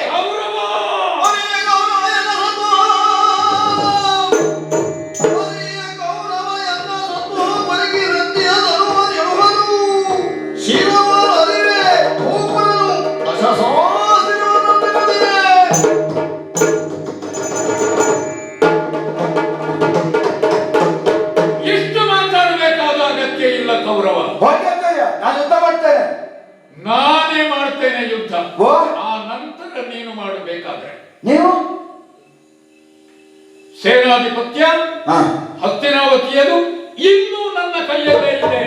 ಹ್ಮ್ ಯುದ್ಧವನ್ನು ತೊಡಗು. ಹಾ ರಣಕ್ಷೇತ್ರಕ್ಕೆ ಬರ್ತೇನೆ. ನೀವು ಬೆಳಗಿನ ಹೊತ್ತು ಹಾ ಕೈಯಲ್ಲಿ ಧನುಸ್ಸನ್ನು ಹಿಡಿದು ಸಂಜೆಯ ವೇಳೆಗೆ ಇಳಿಸುವ ಮೊದಲು ಹಾ 10,000 ಹಾ. ಭೂಪರ ತಲೆಯನ್ನು ಕತ್ತರಿಸ್ತೇನೆ. ಬಾಲ ಆಯುಧ ಧಾರಣೆ ಮಾಡುವುದಿಲ್ಲ ಅಂತ ಆ ಕೃಷ್ಣ ಪರಮಾತ್ಮ ಹೇಳಿದ್ದುಂಟು. ಹೇಳಿದ್ದಾರೆ. ನೀನೇ ಅವನ ಬಳಿಗೆ ಸಹಾಯ ಯಾಚಿಸುವುದಕ್ಕೆ ಹೋದ ಸಂದರ್ಭದಲ್ಲಿ ಹೌದೌದು. ಅಂತಹ ಕೃಷ್ಣ ಕೈಯಲ್ಲಿ ಆಯುಧ ಧರಿಸುವ ಹಾಗೆ ಮಾಡ್ತೇನೆ. ಆಯುಧ ತಪ್ಪಿಸುವುದಕ್ಕೆ ಇಷ್ಟು ಒದ್ದಾಡಿದ್ದೇನೆ, ನೀವು ಆಯುಧ ಹಿಡಿಯುವ ಹಾಗೆ ಮಾಡಿದ್ರೆ ಅವನ ಪ್ರತಿಜ್ಞೆಯನ್ನು ಭಂಗ ಮಾಡ್ತೇನೆ ಎನ್ನುವ ಹಾಗೆ. ಹಾ ಕೌರವ ಪಕ್ಷಕ್ಕೆ ಅದು ಒಂದು ಕೆಲವೇ ಪ್ರತಿಜ್ಞಾಭಂಗವಾಗುವುದು. ಹಾ ಅರ್ಜುನನ ರಥಾಗ್ರದಲ್ಲಿ ಬಂದು ಒಬ್ಬ ಕುಳಿತುಕೊಂಡಿದ್ದಾನಲ್ಲ, ಹನುಮಂತ. ಬೆನ್ನು ಹಾಕಿ ಕುಳಿತುಕೊಳ್ಳುವ ಒಂದು ರೂಢಿಯನ್ನು ಮಾಡಿಕೊಂಡಿದ್ದಾನಂತ. ಇದೆಲ್ಲ ಎಂತದ್ದು ಯುದ್ಧ ಅಂತ ಅವನೇ ಬೆಚ್ಚಿ ಬೀಳುವ ಹಾಗೆ ಹಾ ಮಿಗಿಲಾದಂತಹ ಹೋರಾಟವನ್ನು ರಣಕ್ಷೇತ್ರದಲ್ಲಿ ತೋರಿದ್ದೇನೆ. ಅಲ್ಲ ಅರ್ಜುನನ ರಥವನ್ನೇ ಹಿಮ್ಮೆಟ್ಟುವ ಹಾಗೆ. ಹಾ ಈ ವಯಸ್ಸಿನಲ್ಲಿಯೂ ಈ ಭೀಷ್ಮ ತೋರಿಸುವ ಸಾಹಸ ಇದು ಕೌರವ. ಬಾಳ ಹೋಗು ಮನೆಗೆ. ಅಜಯ ನಾಳೆ ಬೆಳಗ್ಗೆ ಬರ್ತೇನೆ. ಅಜಯ ಏನು ಬೆಳಿಗ್ಗೆ ಸೇನಾಧಿಪತ್ಯಕ್ಕೆ ಬೇಕಾದ ಎಲ್ಲ ವ್ಯವಸ್ಥೆ ಮಾಡ್ತೇನೆ. ಬೇಕಾದ್ರೆ ಗಾಂಧಾರದ ಹೆಣ್ಣು ಮಕ್ಕಳು ಚಂದ ಅಜಯ ಅವರನ್ನೇ ಕರಿ. ಅದನ್ನೆಲ್ಲ ಮಾಡಿ ಇಟ್ಟೇ ಇಲ್ಲಿಗೆ ಬಂದದ್ದು ಅಂತ ಈಗ ನನಗೆ ಅನುಮಾನ ಆಗ್ತದೆ. ಇಲ್ಲ, ಇಲ್ಲ, ಇಲ್ಲ, ಇಲ್ಲ, ಅಜಯ. ಇನ್ನು ವ್ಯವಸ್ಥೆ ಇನ್ನು ಆಗಬೇಕು. ಬೆಳಗಿನವರೆಗೆ ನನಗೆ ನಿದ್ರೆ ಇಲ್ಲ. ಹಾ. ನೀವೊಂದು ನೆಮ್ಮದಿಯಲ್ಲಿ ನಿದ್ರೆ ಮಾಡಿ ಅಜಯ. ಹಾ. ಅಜಯ ಹೊರಡುವ ಮೊದಲು ಸ್ವಲ್ಪ ಹೆಚ್ಚು ಮಾತಾಡಿದ್ನೋ ಏನೋ, ಸ್ವರ ಏರಿಸಿದ್ನೋ ಏನೋ, ನಿಮ್ಮಲ್ಲಿ ವಿನಯ ಕಡಿಮೆ ಆಗ್ಲಿಲ್ಲ ಅಜಯ ನನಗೆ. ಮೊಮ್ಮಗಲ್ವ, ಹೋಗು ನಡೆಯೋ. ಬೆಳಿಗ್ಗೆ ಬೆಳಿಗ್ಗೆ ಕಾಣ್ತೇನೆ ಅಜಯ, ಬೆಳಿಗ್ಗೆ ಕಾಣ್ತೇನೆ.